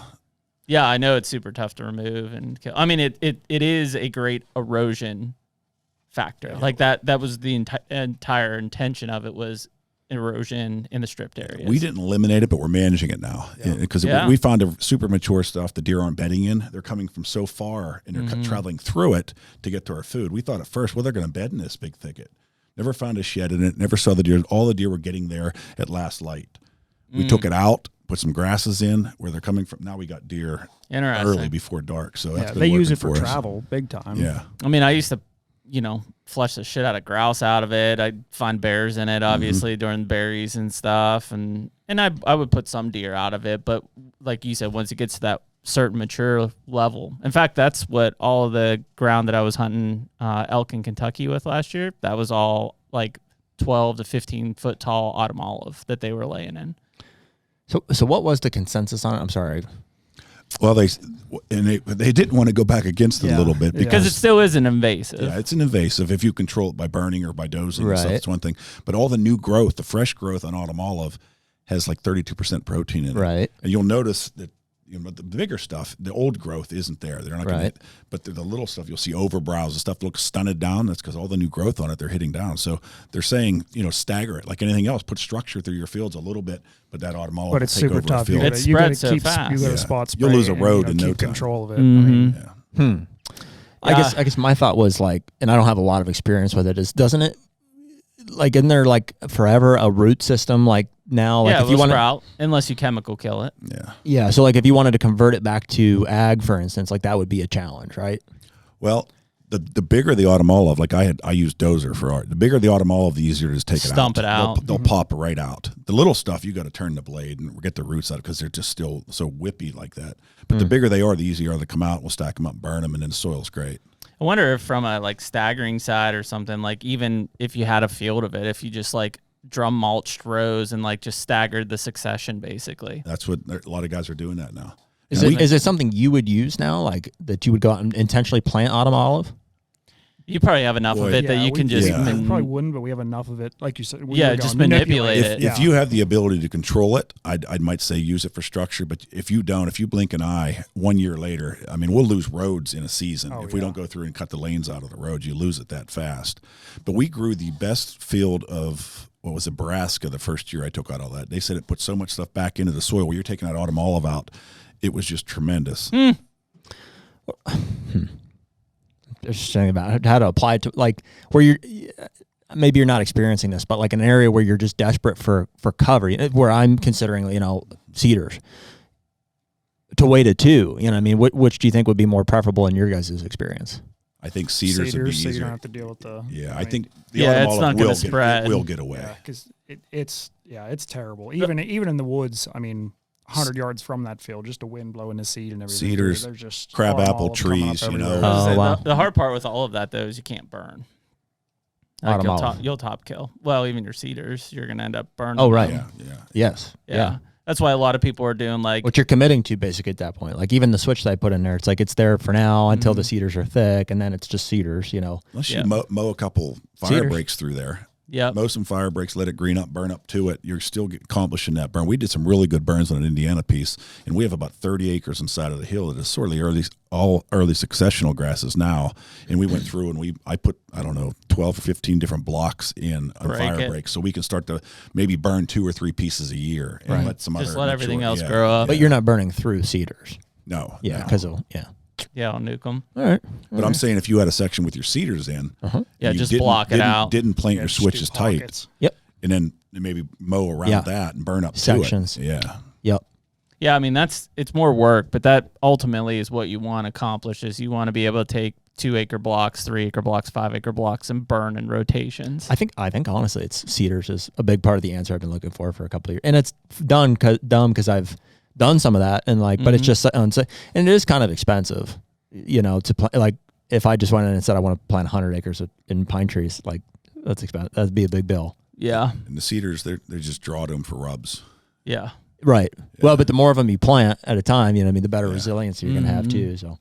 Yeah, good screening cover too. Oh, dude! I mean, it's epic. Yeah. I mean, well, you guys know in Maryland, that's like an old. They're all big pines down there. Big like what are they? Red pines. Yeah, they're just like telephone poles. Feet. That's what they come into farm for, telephone poles. But as soon as you cut them, they're regrowing. So we have to, and we're in. Are they regrowing? Oh my God! Like crazy. So we're in a forest easement down there. So we got to watch what we do to really reclaim some of this stuff. We have some areas we're allowed to do certain stuff on. A lot of that stuff you just gotta kind of let. Yeah, we let rot. We can disc. We can't pull stumps per se, but and I had a plan from the state which allows us to food plot so much of it. So we're working through most of those. You have that ability to do. Yeah, it's tough because it's a biological desert under those pines. Yeah, but I mean, if you can at least move in blocks from a harvest situation, that'll help. Is that? I mean, yeah, I've heard that too. Like there's nothing growing underneath of it, but like. I don't know.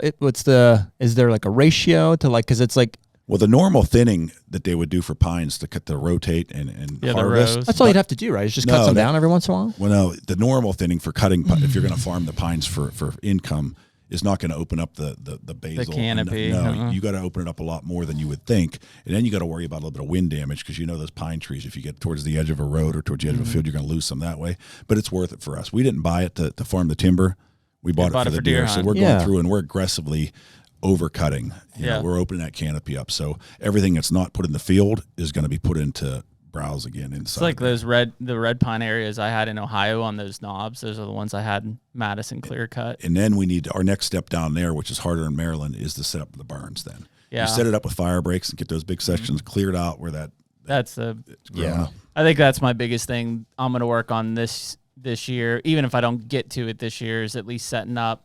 I've got a lot of timber burns that would probably dramatically improve most of my properties. But summary, like in Kentucky, I've got to have a master burn technician. Yeah, we've not done a timber burn yet, and we want to. Yeah, it's intimidating. Yeah, yeah. Oh yeah. Our first field burns were scary. I mean, I was walking through my property in Kentucky this weekend, and I've got areas where I've got like leaf matter up to my knees. I'm like, shit's gonna fuel. Shit's gonna burn. Oh yeah. Singe my eyebrows off. But I mean, it's a giant improvement when you can do it though. Like just massive improvement. And honestly, from a forest fire standpoint too, it's like there's a lot of burn fuel on the ground. Like it needs burned off, to set that back. Well, that's in a why we've had setting. these huge fires out west. Yeah. There's just fuel loads. Yeah, they've not done prescribed burning forever. Fire's bad. Fire bad. Yeah. So yeah, I mean I think that's a big tool that has to be used, is opening up that canopy, and then if you can burn that leaf matter and stuff off the ground, really make sure that sunlight and moisture gets to the next seed level. I mean, that's when you get this explosion of browse and everything. That's a massive impact. And you got to catch it every 5 to 6 years before the wood gets too woody and it gets out of hand, where the burn doesn't take it out again. Yep. And the deer don't want it. Yeah. Yeah, no, I think that's been a huge piece. I did a pretty hard select cut on my Ohio property last year, so we're coming into the the first full summer of it. But I saw giant improvements in the amount of deer using my property last summer from it. We've done a couple different ones on the home farm this year to watch them over the next couple of years. We did a mechanical cut where we take everything. The tops, everything is gone, and it's really open. Oh, so take tops and everything. Yeah, everything's gone out of there, which it looks amazing once we get second and third year on it. And we've been flying a drone through a little bit, checking it to see how that progression changes. And we've also done just standard cuts where the tops stay there. So the other approach is that the tops are laying there protecting the new growth versus over here where we're going to get more of that the browse type explosion out of the gate. Yeah, I'd be interested to see, especially because you guys have a high deer density, if you see more of that setback on like the wide open stuff than some of the stuff that's protected with the tops or even that structure of bedding. What are they using? I drove through multiple times where that cut that the tops were left. It was insane the amount of deer. The deer are still there, that's popped instant into that cover. Structure. It's like a hinge cut at the right level. You're creating instant cover with that type of a cut. But the long term is that stuff's going to die down, and we're not going to have the low cover that we want. We've had this discussion too. Like even in his area with the ag side and stuff, it's like the hardest part is it's time. Like even if you go in and cut like those, it's still years until you see the like peak performance, and then you got to set it back. Yeah. Right. Like that's the toughest part about it is it's like, year 1, you have a benefit, 2, 3, 4, really good, 5, you're starting to wane, set it back, then you're back to beginning again. And it's like anything you do is not going to make a massive impact. That's why everybody goes to food initially. It's like, I can plant food this spring and it will be here this summer. Yeah. You still got to remember plant those trees. I mean, we were early on, we planted a lot of trees, a lot of fruit trees, a lot of nut producing trees. We still to rotate those out in a little bit, but that's a big part of it. It's hard to see the quick turnaround for that. That's going to be the next generation or the following generation. Yeah, it's just a time aspect thing. So I mean that's the biggest thing when we talk to people, or people are asking like, hey, what can I do to my property to prove it? It's like, well, next year you could do this, and next year you'll have a benefit, but it's 2, 3, 4 years out before it's like really showing what it's going to improve. And so it's just a patience thing. It's no different than the deer. It's like, cool, you've got all these 3-year-olds, like it's going to be 2 years before they reach their maturity. And in between, you're going to lose some, so of these 10, maybe you're going to get 3 of them to 5. But, hopefully by then you've backfilled some 4-year-olds, you've backfilled some. So at that point, every year you've got new deer coming in the maturity route. And I think that's the hardest part for people who are getting into leases or getting into farms that they're buying is like, they're like, oh, they're just not there. Well, it takes time. Or you want to get in there and get a kill in the first year, and that's all of us want to do that. Sure. It's a big investment. A year or two, it's really going to, it jumps back quick. It's like if you overshoot your does, I mean, they're going to come back. They're going to bounce back. They're going to back quicker than you can imagine. Yep. Yeah. And it's just when you set that up that way and you finally get to that point at, these deer being 5 years old or whatever, you can look back and be like, look at these 4-year-olds that are going to come in next year. Look at these 3, and you're going to lose some every year. But once you've set the stagger up, unless you have an EHD outbreak or something like that, every year you now have deer reaching your goal. And it takes time for a property to get to that point. More time than most of us want to give it. The tough thing with the habitat project part of it too is you can wait forever, but if you don't have like the seed planted or the things in motion to know that it's going to do what you want it to do, then you're just wasting time. That's the learning curve, I guess. And when you're changing your property that much, you're cautious all the time. You're like, oh my God, do I cut that tree? Do I really cut that tree? And that makes you sit and think, and then it's already too late to do it this year. And then it's a big step to make a move that's going to change the property forever. Well, and you hope that by making like a cut that you're going to have the impact result that you think you're going to have. You don't know that. I mean, I've seen people make cuts on their property and they're like, man, this is going to be great. And it completely changes the property for the wrong reasons. Like for whatever, the deer just don't want to navigate through there. It's too thick, so they're not coming out of there in daylight out. Like there's a lot of things that can happen that don't work out the way you did. So you just have to anticipate. That's why I like smaller chunk projects. So you can do something, see what happens. If you see the results you want, then you could go on a bigger scale the next couple of years. But if you just go and make a big, broad change, I mean, who knows what's going to happen to that property? I think that's kind of what happened to our Illinois farm is like we went, and it wasn't necessarily by plan, but they had in their CRP contracts, they had to mow it on year 3 or 4 or 5, whatever it was. Yeah. And so they mowed 50 acres of CRP. So we got there in September and we're like, shit. It's just open field of grass this tall. And then, so this year in the off season, we got with them and we were able to re-drill some switch in places. We sprayed some places, and all of a sudden, boom, all of that stuff's 7 feet tall. And the deer completely changed. Like we sat 6 times and killed 3 mature bucks last year. We sat a lot this year and did not kill a mature buck off that farm. They've just changed. They were there. Yeah. They were there. They just were not nearly as killable as they were the year before, because all they did was use the creek ditches, because that was where the cover is. Now the entire farm was cover.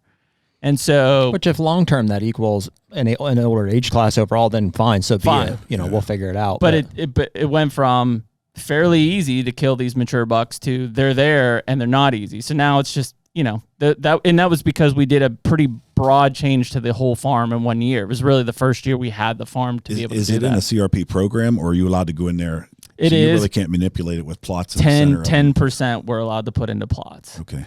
So, you know, we have some. So, but you can put more you can drill more switch into the CRP and stuff, which we've done. So yeah, but we're finding again they're kind of using the edges and not using it as bedding. So now it's like, well, really, we want structure. We want cedars in there. We want, you know, an autumn olive in there, which we do have an autumn olive in the middle of that 30 We do, acre. like a singular olive. That was yesterday. Yeah. We'll just let them go at this point. Well, they've been cut. They cut it last year, I guess, and it grew back to a full size. They'll want you to thing. spray those probably. Yeah, probably. Maybe. They are all coming up for renewal, so that's where we can kind of look at, you know, what do we want to put back in? Yeah, what maybe do we some want to strategic change? structure. I'd consider even some cedars out on that place. The income's welcome, obviously, but sometimes they do hinder you by not being that's able the hard to do part. what you really want to do. Our CRPs are $300 an acre out there, which is like, you know, it's crazy. I wonder, just how soil. willing they are to work around. Like if I just said, okay, I want to do a border of cedars and stuff, I assume they'll accommodate that. I don't know. They probably don't want to lose CRP ground, that's for sure. You know, they don't want. I mean, so much of that ag is so precious and high. You know, it's high tillable dirt. Right. So I mean, they don't want to lose it. So I bet they would be. We need to get together out there and check out each farm. And I have some friends out there been managing a lot longer than me out for that style, so we could go look at their stuff too. Yeah, because that's what's been. It's so It's like, okay, we have all the CRP. We just. I bring my jet ski. Yeah. Yeah. Oh, yeah. We kind of just expected the deer to just be in it, like stand up like Ghost, and then. It's like, no, that's not how they used it. They found structure in it, and that's where they, you know, pushed a doe up to or whatever and had their own little island in there. When we got ours close to one of our borders where the neighbor is, he has a large ag field of corn, and the previous owner had all the CRP in this field right up next to him. Right up to it. And I'm like, why would I want him to bet on me just to go into that ag field? So we took that out, for instance, and moved it a good bit away over and put food there. Again, we do have a little bit of timber between the two, but it made no sense to me to have them bet on me and go into that ag. So now if they transition to that later, you've got food in between. We have something to stop them, a little staging for them. Yeah. Yeah, I mean, that's the stuff that, you know, in theory, it sounds good to like, you know, we put standing beans, we put standing corn, we change all this, but it literally was 144 acres of changes on that farm. And, you know, the deer were there. And like Jared said, if the long term is that they, you know, more of these deer make it to older age classes, great. Then it's like, okay, now we got to figure out how to create situations that we can actually kill them.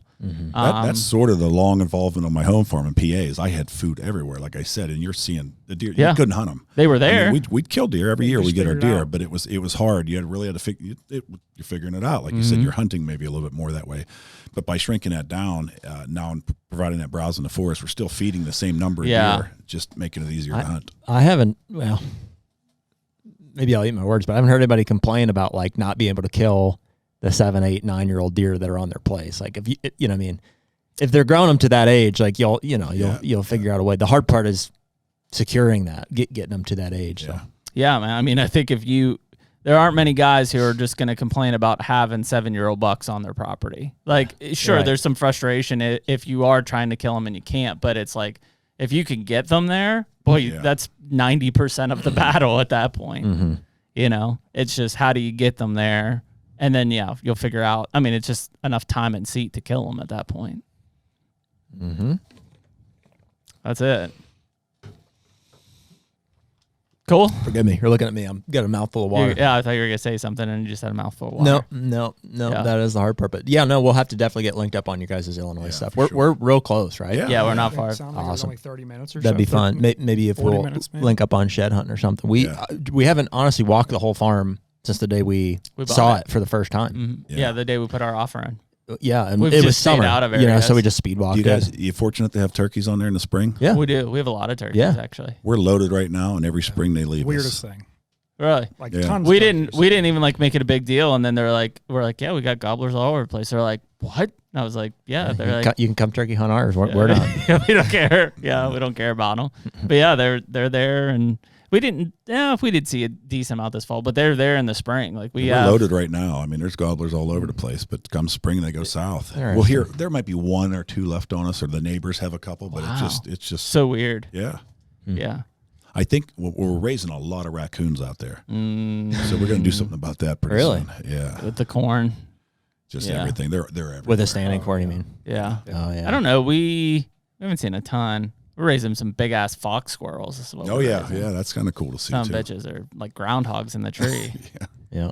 Yeah, those are big. No, we haven't seen. They said they saw one of their first ones shed out in Illinois. Yeah. Just this morning. This morning.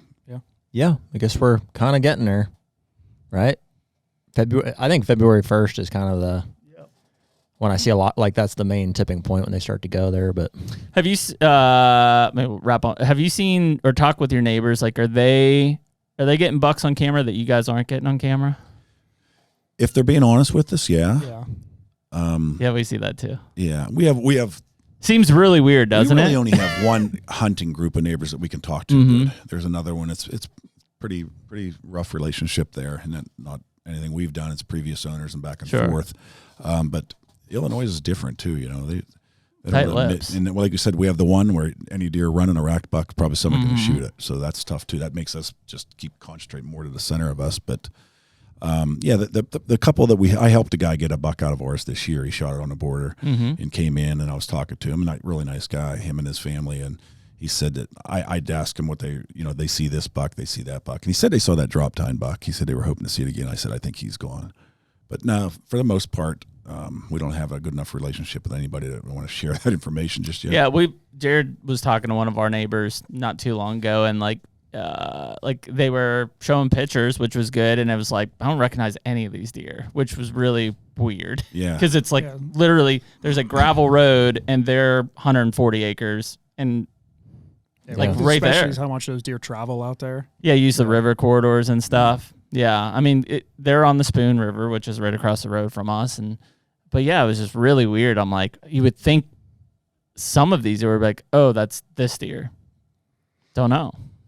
Yeah, just strange. Because I mean, we not that we expected to like kill them, but like we bought that farm because it was known 200-inch deer area, and that's why you pay good dollar for a farm. Yeah. You know, and like they had the same picture that we saw when we bought the place, which is some 200-inch, or 190-inch type deer, and they found sheds of a 200-inch. Typical.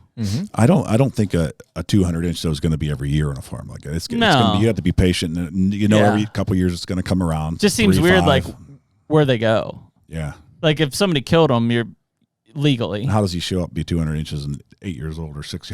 Yeah, I don't know. Well, and even like this year, the huge turnover in bucks. Like we had really good bucks this year, but we had really good bucks last year, and I think 2 of them we recognize this year. And I'm just like, I'm not used to that anywhere else. We just need more information. We need another. How many years have you had it now? 2. So we've only 3 solid. So we're the same way.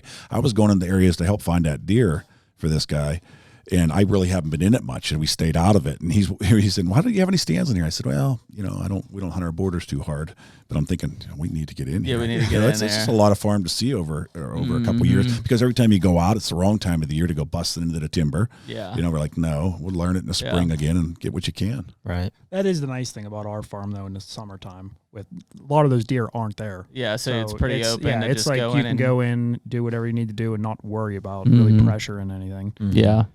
Yeah, it's interesting. It's just every place has got their own, I'm sure there's places in Iowa and Kansas that are the same way, but it's just different how they use it. And, again, you want to believe neighbors are truthful. And I'm just like, yeah, it's cool though, because like they had deer that I would have shot on camera that we just didn't see, We had a guy, and we put in a bunch of scrape posts this year. Great big T-posts. They look commercial out in your field, a little bit timbered, and we got a rope hanging on one side and a branch on the other side. And I'm like, it should work. but they worked like a charm. Really? I mean, they're deer on them every day still. I killed a buck off of one of the bow. I mean, they just pulled them to these fields. When you have your switchgrass, you maybe have a little bit of green, you have it there. You're getting a shot opportunity at every the old Bobby Kendall special. That's interesting. Are they hitting the rope? Yeah. Yep. Yeah. Wow. But we didn't like our rope-a-dope. We were going to get out there and put scent on. We didn't. And this younger kid who was helping us, he's pretty good at it. He said, first doe that comes by there is going to do whatever you need to do to it. And after they hit it once or twice. What kind of a rope is it? It's your standard. Just some sort of like a tow rope. Yeah. Yeah. It's just like got like a knot at the end of it, or no, it's frayed out at the end. Frayed out. Yeah. Interesting. We have a frayed rope on ours, and they don't touch it. I could probably. See, It's beautiful. It's like yeah, we do it in PA, and it's like they don't want anything to do with it. But out there, it's crazy. It's a different ball game out there. Weird. Here, it's been the grapevines for we me. have a lot of. That's why I was asking about like what the rope is like, because I think they want. We moved it. They want too. a stiff something they can get into their glands. It was in an area where a guy had leased the farm for years before we bought it, and like you could tell, like I mean, they had to just been crushing it. Well, it was just not in a great area, so we cut it and we moved it, and we're like. Like Jared said, it's like in the best place. And we took your rope and we moved it here, and you guys are going to love it. And they just didn't. You guys are going to love it. Yeah, they did not love it. They just, I mean, a few of them hit it. They nose it every once in a while, but no consistency. No, they don't seem like they're standing there for a long time. We have a couple, literally, I mean, in an evening, 5, 6, 7 different bucks will hit. I mean, it's crazy. Got to change our rope. Maybe. Yeah, maybe that's all it is. Here's one right here, for instance. And you put at the end of a green lane or so with some. There's a whitetail group thing. What's that? Who you familiar with those guys? Yeah, that's Bobby Kendall's. A whitetail group. Does he sell those? Where'd you buy them from? Right down in Springfield there or whatever. Yeah, he probably sells them from like him or Toby. Probably sells Toby. them. Yeah. Oh, there you go. Yeah, he put them in for me. Yeah. We put. Yeah, Bobby swears by those. I think we put 30 in. That's cool. Quite a few. Use any of their blinds? No, we haven't. Yeah, they sell blinds too. Bobby swears by those freaking T-post things. There's one you can see the frayed rope on the end there and such. Yeah. Yeah, rope looks just like ours. I can't imagine it's any different. The old rope-a-dope. Cool. And they like them, huh? Yeah. The previous owner had a lot of posts he put in the end of his fields. Cedar posts? Yeah, and they rubbed the heck out of them too. Yeah, I've heard that. We thought it was a sales pitch when we went out the first time. They were all rubbed up, and I said, "This can't be just real." starting sheds out. There's just sheds like laying out there, like funny for them. Oh, that's absolutely happened. Hey, oh, dude. Well, I mean, not that we bought the farm, but like we had the agent send us pictures and stuff. I'm like, okay, good. And we went in. There's an old guy that lives on the farm that we bought it from, and he still lives on the farm, and. You know, he had a 190-inch like mainframe 8 in his living room, so we're like, yeah, that'll do. But like it was like a 2016 picture of like a 90s class, just freak, like monster. And then there's a listing that just came up here recently. That picture's in the listing. Oh yeah. And we're like, really? Yeah. Oh, and the neighbor we talked to now, he's like, yeah, the picture was in the listing when I bought it too. yeah, it's been making its round. It gets around. That was an article. That was at Jack's nephew or something. That they it showed was it probably 214. It was like 6 or 7 years before we bought the place.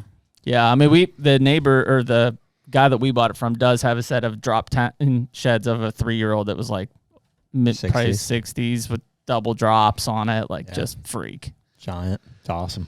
Young deer, but, yeah, I mean, those are the deer that you're like, okay, there's the cap. Like the potential is there. They just have to get old, you know. And every year, I bet we have a buck. Like last year was a mainframe 10, probably 150. This year was probably mid 50s, and they just get killed at 3. Yeah. If they would make it to 4, they'd be booners. If they made it to 5, they'd be the 190s. Mm-hmm. Yeah, but they just and we can't really complain for the amount of acreage. I mean, we had 260-inch deer, you know, that were 5+ that we were hunting. So it's just it was just a weird sighting year. It was just not. It was different than the first year. The first year we went in and killed 3 in 5-6 days, whatever it was, and it was like pretty easy. The one he this killed time in it was like the one he killed or the one you saw in November. That's like 6 or 7 years old. The last picture we had of the deer on the farm was mid-October. Really? And I think he was there the whole time. Like, yeah, that was what was weird. It was like, because the year before, pictures of this thing everywhere. Broad daylight. That's a lot like that lake buck. Yeah, I was just thinking about it too. That first year that we bought the place, I didn't hunt it at all, but you went there, and it was weird because the last 2 years weren't like it at all. That south field, it was rut, but he saw 3 or 4 bucks that were probably 160 plus, never had a picture of, and that hasn't happened these last 2 years. We haven't really been getting new deer. Where's the surprise deer? Yeah, that's what happened with last year. From mid-October till the first week in November, we had 6 or 7 4 or 5 year old bucks that were just, they hit one camera, but it was like, that's shooter. Like, those are good bucks. We waited this year, never happened. They just like one never spot happened. in particular, it was like this, just every deer in the county would come past and hit this scrape. We had 7 or 8 5-year-old deer show up on this thing like in the first 2 weeks, the last 2 weeks probably in October, like into the first week of November. And that's what it just, we're like, that's going to happen every year. I assume that's just how this farm works. And then it just never happened. Just never happened.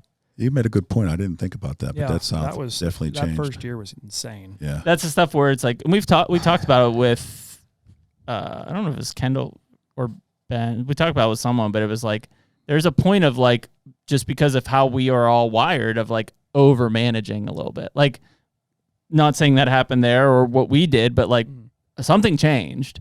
And we changed a bunch because we thought we were making it better. We put food on both sides of it, which it didn't really have the year before. And it's like, I don't know, did that mess that spot up? Right. Logically, it wouldn't seem like it. It's like they bed here, food here. Like, why wouldn't they hit that? And it's not like we're there. Like, we're not. Yeah, we're not there. We don't have a presence there at all. Like, we're there 3-4 times throughout the summer and then like 2 or 3 times to hunt it throughout the year. I do think the big thing is, at least, so the first year it was beans, first year was corn, last year was beans. The crop rotations in those big ag is a dramatic effect on the deer movement. I mean, if you've got corn and then it goes to beans the next year, you're talking thousands of acres of habitat change.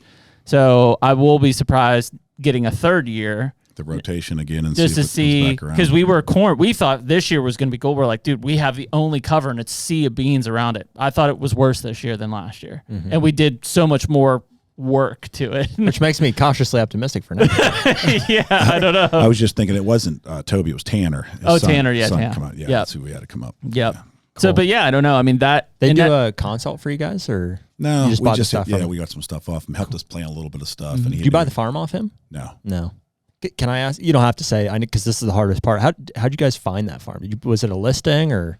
No, that was not listed. Yeah. We were out looking at several others that were listed, and I said, I just want something different. And the guy said, well, this is off market. And that's what you want. Yeah. You guys bought it through an agent? Yeah. Yeah. Cool. We bought ours off market technically as well. Yep. Yeah. Yeah. That's the thing. That's the hard part, man, is finding good farms, because they get gobbled up. Yeah. The good ones usually get hit before they get to market for good reason. Yeah. I mean, not saying that there aren't good farms on market. There's a couple right now. We looked at one right outside of Canton. You went and looked at that one too. That's what I really liked. Yeah, it was. It was in Cuba. Really deery. Yeah. It was a cool farm, but not sure about their politics down there. Yeah. Is that communist? It gets me cigars from there. Yeah. Fidel Castro. Yeah. Yeah. No, I mean, it's a good area. It just, for us guys coming from the East, it's different. Yeah. You just have to. I love it. Yeah. Just going out there. It feels like you stepped into like big buck country. Yeah, it's deer country for sure. Yeah. That's it. When we were driving in there, and even like we come through and it's like just a sea of just like big flat ag. And then you get to our farm and a little terrain and creek bottoms and hardwood ditches start and you're like, okay. It's a great farm. I mean, and I feel like I've been on enough bad farms to know the difference, frankly, I don't think a lot of people do. Like, I think a lot of people go and they're just like, they just want to buy a farm in the Midwest. So guys buy them and stuff's been sitting on land.com for, 6 months overpriced or whatever. And they're like, well, yeah, or got hunted to shit. And that's the hard part, is like, unfortunately, we're not going to just buy anything. I want it to have a lot of potential or nowadays it's the EHD thing that scares me. Anywhere from Pennsylvania to Kansas, it's like you could find a farm that has history of good deer and it got smacked and it may never recover. Well, up towards Canton, one of our friends up there has a farm. They were finding a pile of them this year, and we were nervous. But I don't know whether it's because we have all that water. I don't. Yeah, kind of weird, huh? Yeah, he literally said they found like 40. Yeah, it was north of us, northern Knox, that was getting slammed as well. Up towards, was that Oak? What's that big lake up there? I don't know. Oak something. I can't remember. Yeah. But yeah, I mean, we were In fact, when we were in the season and these deer hadn't shown up, I kind of started to worry about it. I'm like, man, I smelled that one thing dead that one time. Yeah, I was like, did they die? Like, I saw the bucks after that, so I don't know. It's going to suck the first time we get hit because it's something we're not used to. And yeah, it's going to feel like a massive sucker punch. It's going to be bad. Yeah, everybody's going to get it. It's going to happen. It's inevitable. I do think that we talked about it a few podcasts ago, theory, right? But if you look at like when we've had these, is the years that it shows up, the previous winter was pretty mild. I think when we get cold winters, it zaps that soil where these midges and larvae are in and just sets it back. Almost like any kind of insect population. You get a tough winter that's super cold, just knocks it back. Well, when we have 2 or 3 mild winters in a row, I think that larva population just builds and builds and builds. Wasn't there a cycle? It's like, was it 6 years or 7 years? They say that. But yeah. But every year I hear somebody having it. So I think so far, and I mean, it's also harder on the deer, but we've had a colder winter. January's setting up here. The next couple of weeks look pretty cold. I think we'll be safe in 25 from an EHD outbreak in most of the country. I think it's going to be a good year. I think we're going to have some big deer next year. Optimism for 2025. Yeah. I like it. We're going to get paid back for passing that big 4-year-old 8. Maybe we'll whack that sucker next year. Or a bigger one. I think so. Yeah, that deer was... There's still a few weeks of season left, isn't there? Yeah. Not gun season. That's all we have to worry about out there. Yeah, that's good. Ohio's all I got to worry about because we got... gun season this weekend. Yeah. And cold temps. Yeah, Illinois, what's bow season go to? Mid-January? End of the month, I think. Yeah, end of the month. Yeah, you might be right. 19th or 19th? I don't know. I looked at a couple. That sounds right. A couple different zones or something there, but yeah, and they have there's like a CWD gun season that comes in again later or something. Great. Great. We did see that ag thing the other day where they're like they're trying to pull the ag for more gun seasons. Yeah, Farm Bureau wants a longer gun season to kill more deer. Like, I don't think so. I hope not. Yeah, I hope not either. Farm Bureau's got a lot of pull out there. Yeah. We're not out there during the gun season. We're sliding those cameras every day. Yeah, same. Come on.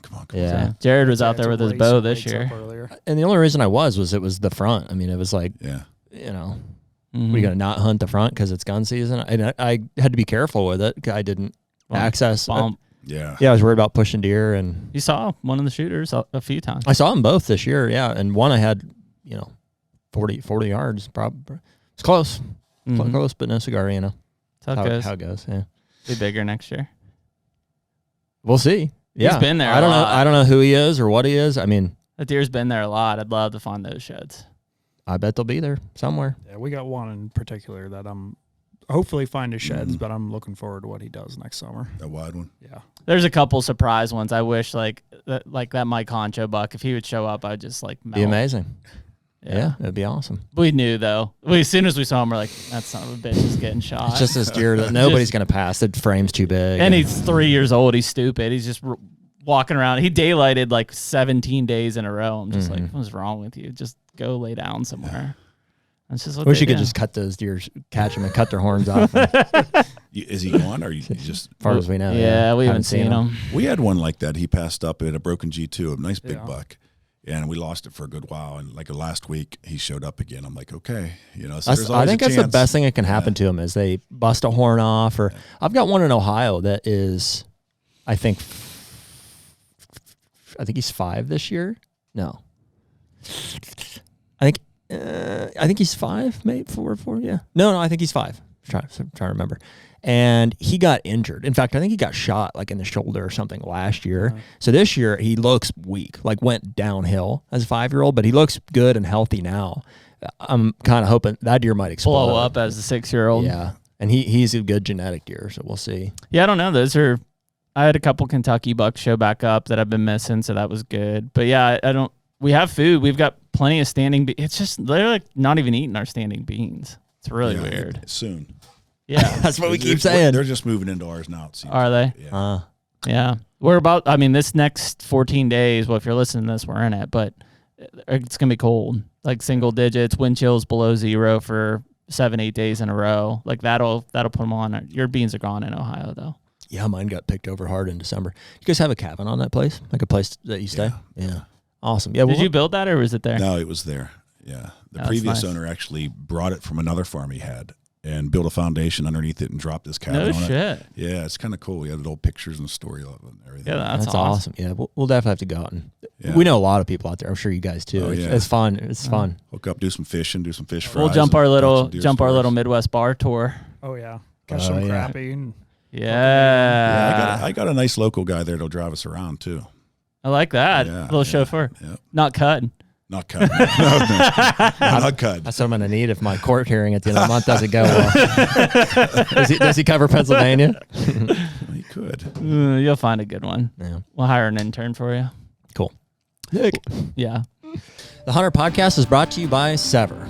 Well, one of the biggest things that we always talk about is what our arrow setups are. And this year we're shooting the Sever broadheads. I think we're both shooting the new 2-inch titanium broadhead. And so, we're huge proponents of expandables. And I know we've had this argument back and forth with people, but we're right and you're wrong. And you just need to accept it. We just want to have a giant wound that pumps out blood. That's the bottom line. We build our arrow setups and shoot bows, to maximize penetration. And we shoot broadheads that are going to give us the best blood trails, the most hemorrhage possible.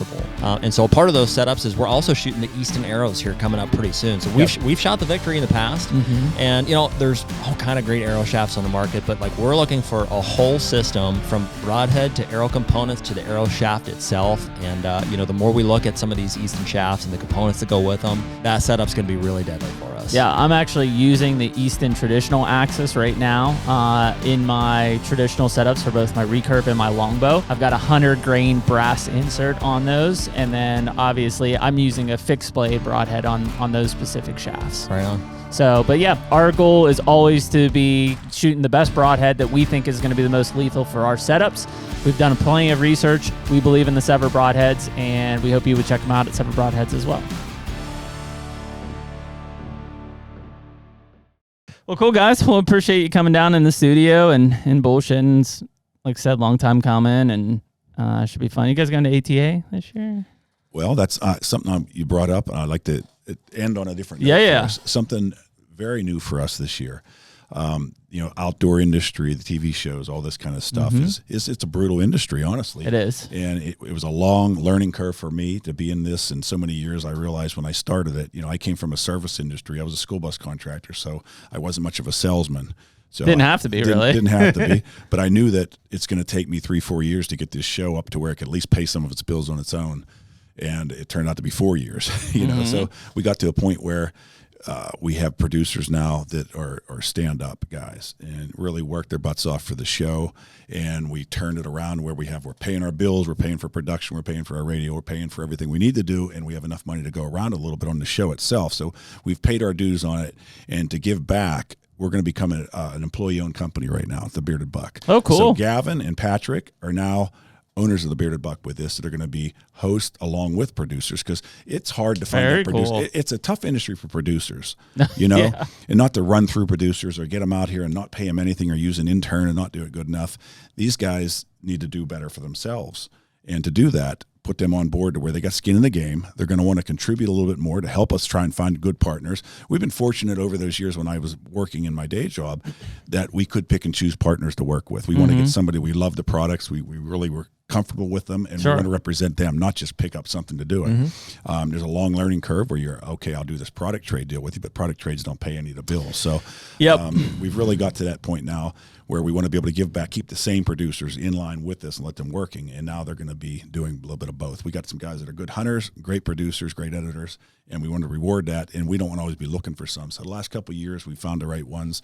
And these guys are going to ATA. We're not going to ATA. Awesome. So they're heading out to ATA, I think, SHOT and NWTF. So yeah, they're very cool, man. Throwing at it real hard and giving back to the guys that are working so hard, because those guys are the bread, but we can't do without it, Yeah. Cool. That's awesome. Congrats, Patrick. Very cool. I talk to Gavin all the time, so that's cool. So just you and Gavin are going, or are you going as well? I was going to go to ATA. I don't think I could make it. Okay. So you and Gavin are going to head out? Awesome. Yeah. Cool. We'll see you out there. They're going to see what it's like to wear a media pass up to one of these product guys and turn around. Flip it around. Yeah. Yeah. Good times, man. Manufacturing. You'll be at ATA? Yeah, we're going to go out for a couple days. Yeah. Yeah, just go through. I have to go to SHOT Show too, but yeah, be there for a couple days. Yeah, it sucks. I mean, I always wish ATA. I think every year I go out, hope that ATA is the old ATA, which it won't be. But most of our partners aren't going to be there this year. Yeah. And that's what I said to these guys. I said, without those partners all there and a lot of the boat companies not being there, I said there's also not going to be a lot of shows there. Yeah. So this is a great opportunity to good networking time. Get out there. Yeah, we'll go in for a night, have a dinner with some people, stay there the next day. A lot more of a commitment for guys like manufacturers and guys with booths. Like we just go and walk around and then leave when we want and stuff. So it's pretty laid back. Shot is still crazy. Shot's just absolute madhouse. Has been, will be for the foreseeable future. So I say unfortunately. Fortunately, like it's not a big hunting show, right? It's tactical shooting. That is the weight that's carried there. But yeah, I don't know. Like Vegas for 4 days exhausts me. So I'm usually ready to come home by that point. Yeah. Well, let's wrap up with where can guys find your stuff, and what do you have coming out? Are you guys still on TV? Yeah, we're on. Yeah. We're actually moved back to Pursuit this year. Okay, you're back on Pursuit. We went back and forth a little bit for many different reasons, telling us what kind of viewership they have here and there. That's all back and forth. But we like that we actually switched and brought new viewers from every little aspect. Sure. And we're growing the YouTube stuff pretty good right now. So you guys are doing off-season stuff, which has been cool. Yeah, I was going to talk about that a little bit earlier, and we talk about people wanting to see that part of it. So the goal is to move a lot of that off-season stuff into the Bearded Buck show, where you can show more of the setup versus just the harvest. Yeah. So that's a lot of the potential stuff there, I guess. Yeah, cool. No, I like that. I mean, you guys. I mean, first off, because we work with you guys on the deer grow side, so it's easy for me. I don't say this because you're in studio. I think you guys do some of the best deliverable content for manufacturers out of a lot of the people I work with.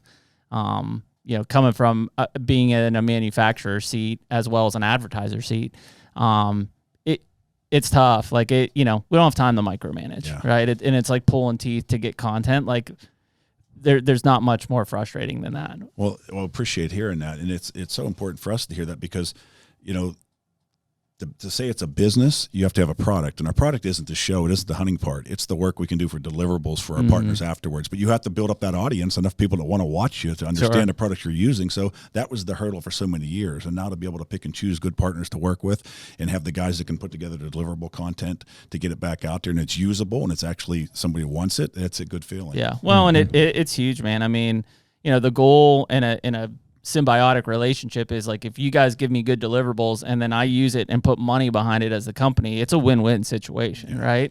And I mean, we've seen that, on the deer grow side, and I know several of the other brands that you guys have worked with too. But yeah, it's you would think it's common sense, but frankly, a lot of producers don't do that. And then it's hey, I need this, and when Austin or Gavin or whoever shows me stuff at the door and I haven't asked for it, it's like, perfect. And that's organic growth is as good as anything too. So if somebody else hears that, give us a holler. Yeah. No, it's been awesome. And you're PA guys, so we love that too. Having Yins guys around there. Yinsers, yeah. So thanks for having us. We appreciate you guys coming down, and we'll have to catch up. Maybe we'll do an off-season one, or if we join up in the shed season or something. I think a cool conversation would be talking to these producers who've been behind the scenes forever and making that transition over to hosting and producing, and really what that means to somebody like that.